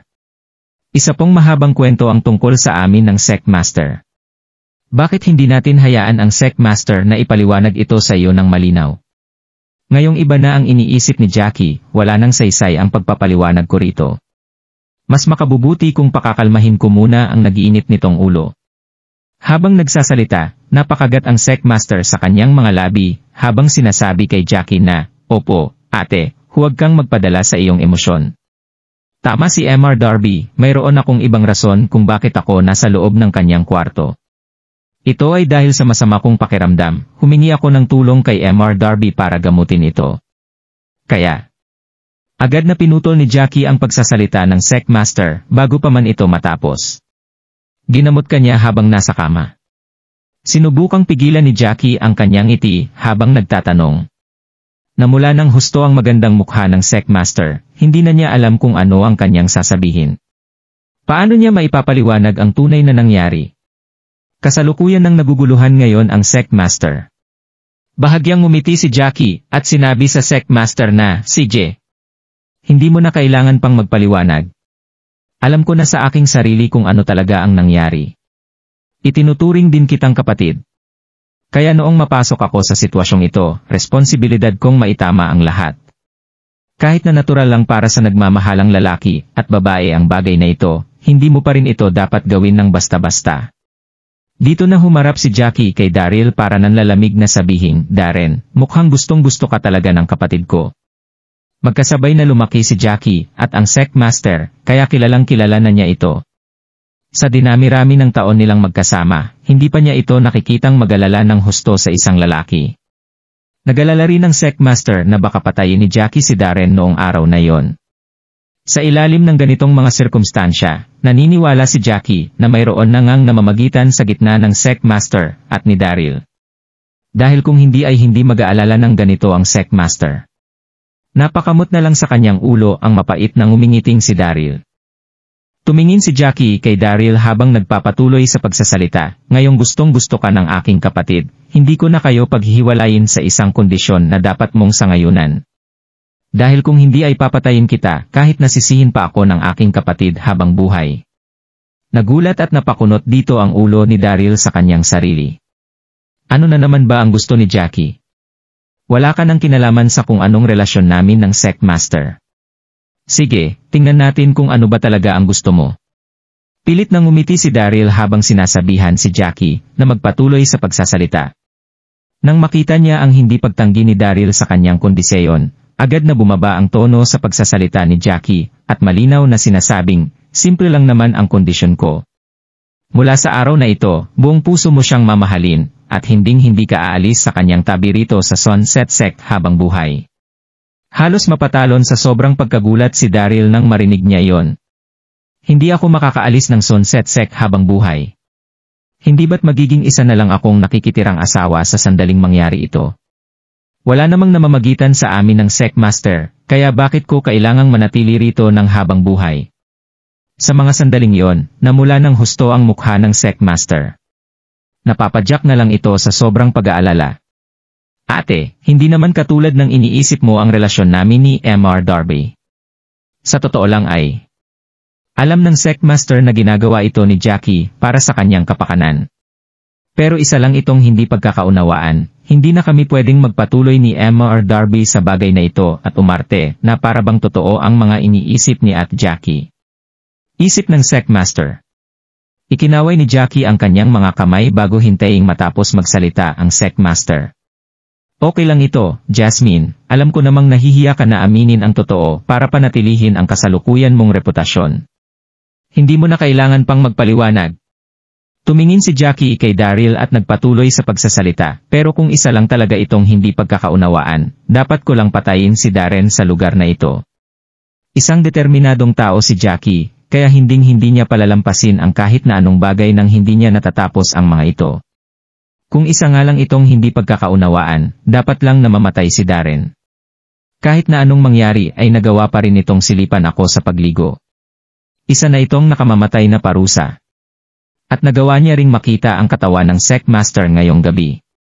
Paano ko magagawang kalimutan at hayaan ang tungkol dito?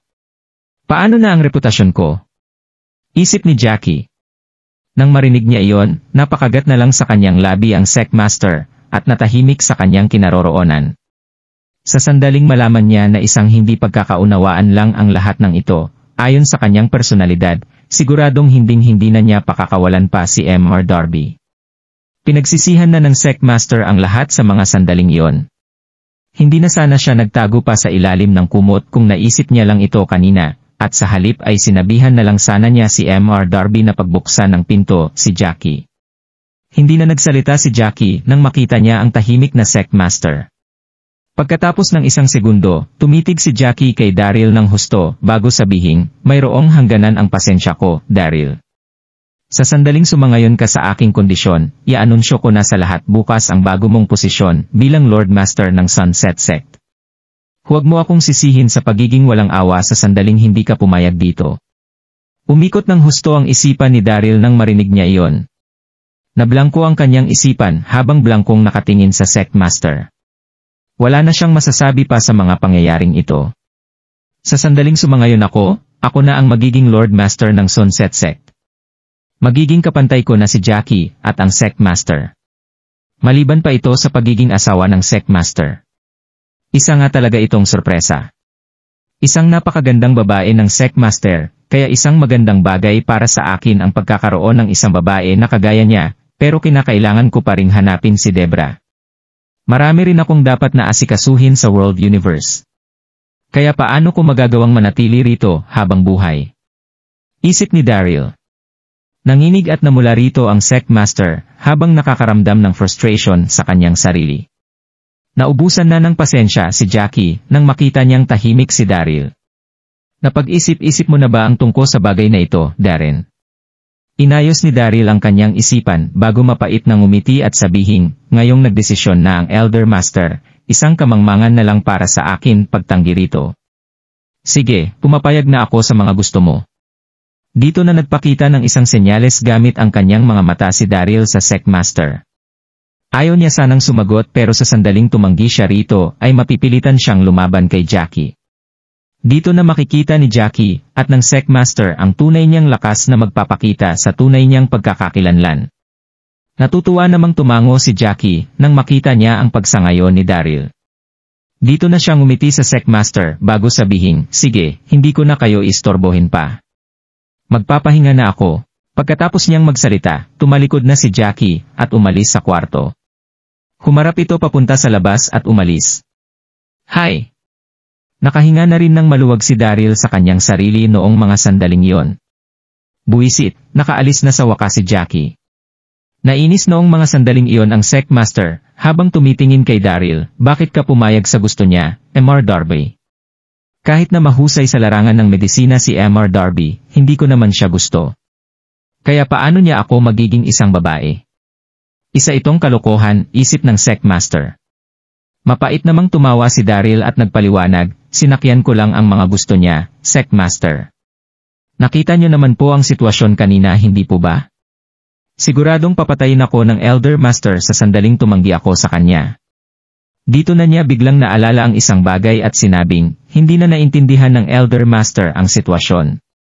Mas mapapasama lang ang sitwasyon nating lahat sa sandaling manatili ako rito. Kaya bakit hindi mo na lang ako pakawalan, at pagkatapos ay ipaliwanag mo na lang sa kanya ang buong pangyayari. Nagmukha siyang seryoso nang sabihin niya iyon, habang ang kanyang mukha ay napupuno ng pag-asa. Masyado talaga itong nag-aalala para sa kanyang reputasyon, kaya siguradong papayag na itong umalis ako sa lugar na ito. Gaya ng inaasahan, tumango ang Secmaster at sinabing, ito lang ang tanging paraan. Maghahanda na ako ngayon para sa pagalis mo mamaya bago sumikat ang araw. Nagdadalawang isip ang Secmaster na paalisin si Daryl nang dahil sa husay nitong manggamot. Pero wala pa rin siyang choice kundi gawin ito. Siguradong magiging asawa niya ito sa sandaling hayaan niya itong manatili rito. Kahit na hindi naging masama ang impresyon niya kay Daryl, ayaw pa rin ng Secmaster na manatili sa relasyong ito. Agad na umalis ang Secmaster pagkatapos nitong magsalita.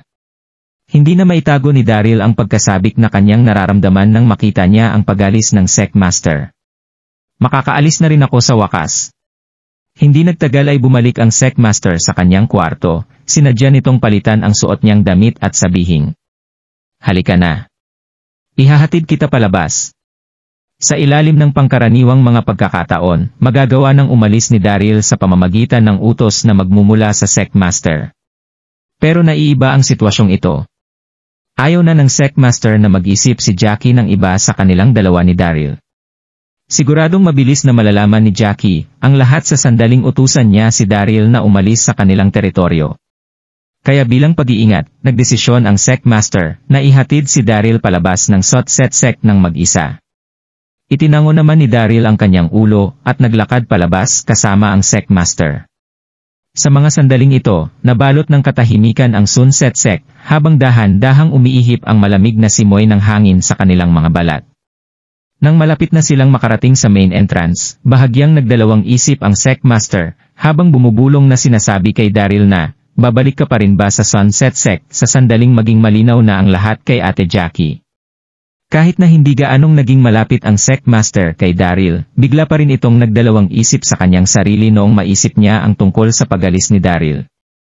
Napakamot na lang si Daryl sa kanyang ulo bago nakangiting sumagot ng, naging mabait ka sa akin, Secmaster. Siguradong ibabalik ko sa iyo ang pabor na ito sa susunod.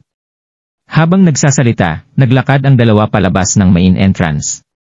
Dito na huminga ng malalim si Daryl bago ngumiti sa Secmaster, at sabihing, maraming salamat, Secmaster sa paghatid na ginawa mo sa akin. Hanggang sa muli nating pagkikita. Aalis na si Daryl nang mahinang sumagot ang Secmaster, habang nakakaramdam ng iba't ibang emosyon sa kanyang dibdib, sige na. Nang bigla nilang mapansin ang ilang mga babaeng disipulo na bumubuhat sa isang katawan papunta sa direksyon ng Holy Lake. Mabilis na naglakad ang mga ito. Bahagyang napataas ang mga kilay ng Secmaster, habang dahan-dahang naglalakad palapit para magtanong ng, ano ang nangyayari. Tiningnan niya ng babaeng buhat-buhat ng mga ito at agad na nagulat sa kanyang nakita. Isa itong napakagandang babae. Sa mga sandaling ito, nakita rin ng papaalis na si Daryl ang sitwasyon sa kanyang tabi. Agad na nanginig ang kanyang katawan sa kanyang nakita. Kasabay nito ang pagpasok ng nagugulat at natutuwang pakiramdam sa kanyang dibdib. Nakita niya na si Debra nga ang babaeng bitbit ng mga disipulo ng Sunsetsek. Pero kasalukuyang hindi maganda ang kondisyon ni Debra sa mga sandaling ito. Namumutla ang kanyang mukha habang nakasara ng husto ang kanyang mga mata matapos mawalan ng malay. Debra. Isip ng emosyonal na si Daryl habang nakakaramdam ng sakit sa kanyang puso. Nawala ang mga alaala ni Debra habang naglalakbay ng mag-isa sa siyam na mga kontinente. Siguradong matindi na ang sinapit nito. Hindi niya inasahang makikita niya rito si Debra. Sa mga sandaling iyon, sumagot ang pinuno ng mga babaeng disipulo sa Secmaster ng buong galang, ito po ang report, Secmaster.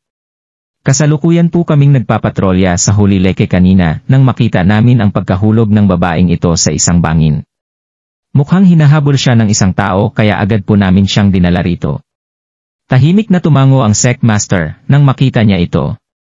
Tumingin siya kay Daryl na hindi pa rin umaalis at nagulat sa anyang nakita. Dito na siya naku-curious na nagtanong ng, bakit hindi ka pa rin umaalis, Mr. Darby? Pero hindi na nagawa pang sumagot ni Daryl habang tinitingnan ng malalim si Debra, nakaramdam siya ng matinding guilt at kalungkutan sa kanyang sarili. Nang maramdaman niyang hindi na tama ang itsura ni Daryl, hindi na napigilan pa ng Secmaster na magtanong ng, Mr. Darby, kilala mo ba ang babaeng ito? Dito na bumalik sa realidad ang isipan ni Daryl at nakangiting sumagot ng, kilala ko siya, siya ang aking kaibigan. Naguluhan ng husto ang dibdib ni Daryl nang sabihin niya iyon. Nawala ang alaala ni Debra, kaya tuluyan na siya nitong nakalimutan. Kaya wala na siyang nasabi, kundi ang pagiging magkaibigan nila ni Debra. Kasabay nito ang pagkasabik na kanyang nararamdaman. Napakaswerte talaga ng araw kong ito. Hindi ko lang nagawang umalis sa Sunset Sect dahil nagawa ko ring makita maging ang hinahanap kong si Debra, isip ni Daryl. Kung ganoon, nagdalawang isip ang Secmaster bago mapakagat sa kanyang labi at sabihin, kung ganoon ay maaari na kayong umalis ng magkasama. Kahit na hindi maganda ang kondisyon ng babaeng ito, hindi pa rin mapapantayan ang husay ni Mr. Darby sa larangan ng medisina, at kaibigan niya rin ang babaeng ito kaya siguradong gagawin niya ang lahat para mabigyan ito ng lunas. Isip ng Secmaster. Dito na natigilan ang ilang mga babaeng disipulo ng Sunset Sect. Hindi ba kasalukuyang nananatili rito si Mr. Darby para gamutin ang chill poison sa katawan ng Secmaster? Sa bagay, kailangan din siya ng Elder Master para gamutin ang sugat nito sa kanyang katawan. Kaya bakit siya biglang pinaalis ng Secmaster? Isip ng mga babaeng disipulo sa kanilang mga sarili. Marami silang mga pag-aalinlangan, pero walang sino man sa kanila ang nagtanong ng kahit na ano. Opo, maraming salamat po, Secmaster. Tumango si Daryl at nagpapasalamat na sumagot sa Secmaster. Maglalakad na sana siya para buhatin si Debra. Ano ang nangyayari rito? Isang malinaw na boses ang nagsalita mula sa main door ng Sunset Sect. At pagkatapos ay dahan-dahang naglakad si Jackie palapit sa kanila. Nagsuot si Jackie ng isang mahaba at kulay dark na dress na nagpaganda ng husto sa kanya sa ilalim ng buwan habang naglalabas ang kanyang katawan ng isang nakakatakot na aura. Magpapahinga na sana siya noong marinig niya ang pagligtas na ginawa ng ilang mga disipulo sa isang babae malapit sa Holy Lake. Ito ang dahilan kung bakit siya agad na nagpunta sa main entrance ng Sunset Sect. Nanginig ng husto ang puso ni Daryl nang makita niya si Jackie. Na-frustrate siya rito ng husto. Buwisit, hindi pa ako makakaalis ngayon, isip ni Daryl. Gusto na lang ni Daryl na buhatin si Debra at agad na umalis sa Sunset Sect. Pero hindi siya makakatakbo ng mabilis sa sandaling magbuhat siya ng isang walang malay na tao. Siguradong mahahabol at mahahabol pa rin sila ni Jackie sa sandaling gawin niya ito. Hindi na rin nagpadalos-dalos si Daryl para maiwasan ang paglala ng tinamong sugat ni Debra. Kasalukuyan ding napuno ng frustration ang mukha ng Secmaster. Kanina pa siguro nakalayo si Mr. Darby kung umalis lang siya kanina. Ngayon ay nagawa siyang mapatagal ng babaeng ito kaya hindi na siya makakaalis pa ngayon kahit na gustuhin pa niyang tumakbo mula kay Ate Jackie. Dito na naglakad si Jackie papunta sa harap ng dalawa para tingnan ang walang malay na si Debra. Dito na siya kalmadong nagsalita ng, ito ang babaeng nailigtas niyo sa Holy Lake. Nagmukhang kalmado si Jackie nang sabihin niya iyon, hindi rin nagpakita ng kahit na anong emosyon ang kanyang mukha. Pero nagpakita naman ng matinding inggit ang kanyang mga mata. Isa itong napakagandang babae. Para itong isang diwata. Palaging naging confident si Jackie sa sarili niyang itsura. Pero agad siyang na-insecure nang makita niya ang mukha ni Debra. Hindi pa rin alam ni Jackie sa mga sandaling ito na ang babaeng nasa kanyang harapan ay hindi lang isa sa mga babae ni Daryl kundi ang kinikilalang Secmaster ng Artemis Sect sa Great East. Isa itong sikat at talentadong babae. Itinango ng Secmaster ang kanyang ulo bago nakangiting tumingin kay Daryl. Ito ang babaeng nailigtas niyo. At sa hindi inaasahang pagkakataon, sinasabi ni Mr. Darby na kaibigan niya ang babaeng ito. Kaibigan. Dito na biglang na-curious si Jackie. Tumingin siya kay Daryl at nagtanong ng, totoo ba ito? Go! Sa hindi malamang kadahilanan, biglang ninenerbyos ang dibdib ni Daryl sa bawat sandaling tititigan siya ni Jackie ng ganito. Hindi niya maiwasang mapalunok habang nakangiting tumatango sa harapan ni Jackie. Opo, matagal na kaming hindi nagkikita. Hindi ko inaasahang makikita ko siya rito. Kung ganoon ay dalhin niyo na siya pabalik sa sekta. Kalmadong sinabi ni Jackie bago tumalikod at bumalik sa main altar. Napabuntong hininga na lang si Daryl sa kanyang sarili. Wala na siyang nagawa kundi sundan ang mga ito. Hindi nagtagal ay nakarating na rin sila sa main hall. Dito na sinimulang gamutin ni Daryl ang mga tinamong sugat ni Debra habang pinapanood ng lahat. Sa totoo lang ay walang kahit na anong tinamong sugat si Debra, nawalan lang ito ng malay nang dahil sa sobrang pagkapagod. Inimbestigahan ni Daryl ang kondisyon ni Debra, at sinabihan si Snowy na magdala ng isang healing heart pill. Makakatulong ang healing heart pill sa pagpawi ng pagod at pagpapabalik sa nawalang lakas ng isang tao. Marami ang mga espesyal na bulaklak at herbs sa Sunset Sect kaya naging madali para rito ang paggawa sa heart healing pill. Matapos ikonsumo ang healing heart pill, bahagyang umungol si Debra bago tuluyang bumalik ang kanyang malay. Tumingin siya sa kanyang paligid at nagkita si Daryl kasama ng mga miyembro ng Sunset Sect. Napuno ng pag-aalinlangan ang maganda niyang mukha habang maingat na nagtatanong ng, "Sino kayong lahat? Nasaan ako?" Sa mga sandaling yon, hindi lang si Jackie at ang Sect Master ang nagulat dahil nagulat din maging ang mga babaeng disipulo ng Sunset Sect. Naku-curious silang tumingin kay Daryl. Hindi ba't sinabi ni Emma or Darby na kaibigan niya ang babaeng ito? Bakit hindi siya nito makilala? Isip ng mga ito. Nakaramdam naman ng awkwardness sa kanyang sarili si Daryl sa mga sandaling ito. Tumingin siya kay Debra nang hindi nalalaman kung matatawa ba siya o maiiyak dito. Muntik ko nang makalimutan na hindi lang nawalan ng alaala si Debra, nagawa ko rin kasing baguhin ang aking itsura, kaya natural lang na hindi niya ako makilala. Isip ni Daryl. Dahan-dahang sinabi ni Daryl kay Debra na, "Kumusta ka na, Debra? Huwag kang mag-alala, ito ang Sunset Sect.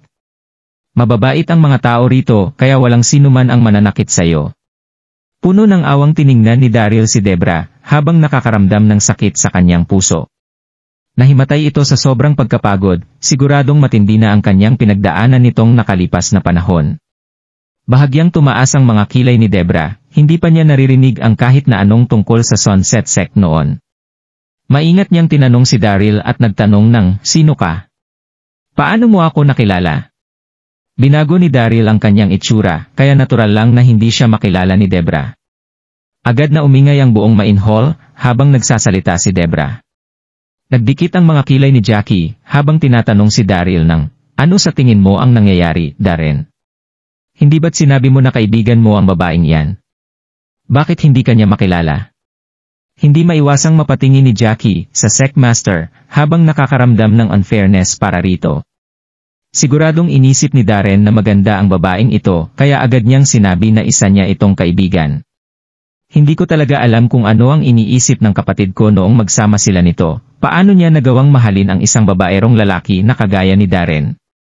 Dito na tumitig ang Sect Master, at ang mga babaeng disipulo kay Daryl. Hinintay nilang lahat ang magiging sagot nito, habang napupuno ng iba't ibang emosyon ang kanilang mga mata. Sinabi ni Daryl na kaibigan niya ito, pero hindi man lang siya nakilala ng babaeng yan. Masyado na itong kahinahinala. Napakamot na lang sa kanyang ulo si Daryl habang mapait na ngumingiti at nagpapaliwanag na, "Hindi niyo po naiintindihan, Elder Master. Ito po ang kaibigan kong si Debra Gable. Naaksidente siya noon na nakapagpabura sa kanyang mga alaala. Ito ang dahilan kung bakit hindi niya ako makilala." Nagpakit ng mapait na ngiti sa kanyang mukha si Daryl habang nakakaramdam ng pagsisisi ang kanyang puso. Nawala ang mga alaala ni Debra. Kasalanan ko ang lahat ng ito. Dapat lang akong bumawi sa kanya. Nang marinig nila yon, nagtinginan ang lahat ng may magkahalong mga nararamdaman. Parang hindi gaanong seryoso ang naging sagot ni Daryl. Dito na umabante si Selena mula sa gitan ng mga nanonood na disipulo. Napuno ng pagkainis ang kanyang paningin habang nanalamig na sinasabi kay Daryl na, "Itigil mo na ang mga kalokohan mo, Darren. Mukha namang matalino ang magandang babae na ito, at mukha ring hindi ito nawalan ng kahit na kaunting alaala. Kaya sa tingin ko ay kilala mo lang siya, pero hindi ka talaga niya kilala." Tumingin si Selena sa kanyang paligid at naiinis na nagsalita ng, "Ipinagpilitan mo sa amin na kaibigan mo ang babaeng iyan dahil sa angkin niyang ganda, at dahil kasalukuyan ding siyang walang malay kanina. Kung ganoon ay sinusubukan mong i-take advantage at pagplanuhan ng masama ang babang ito, tama."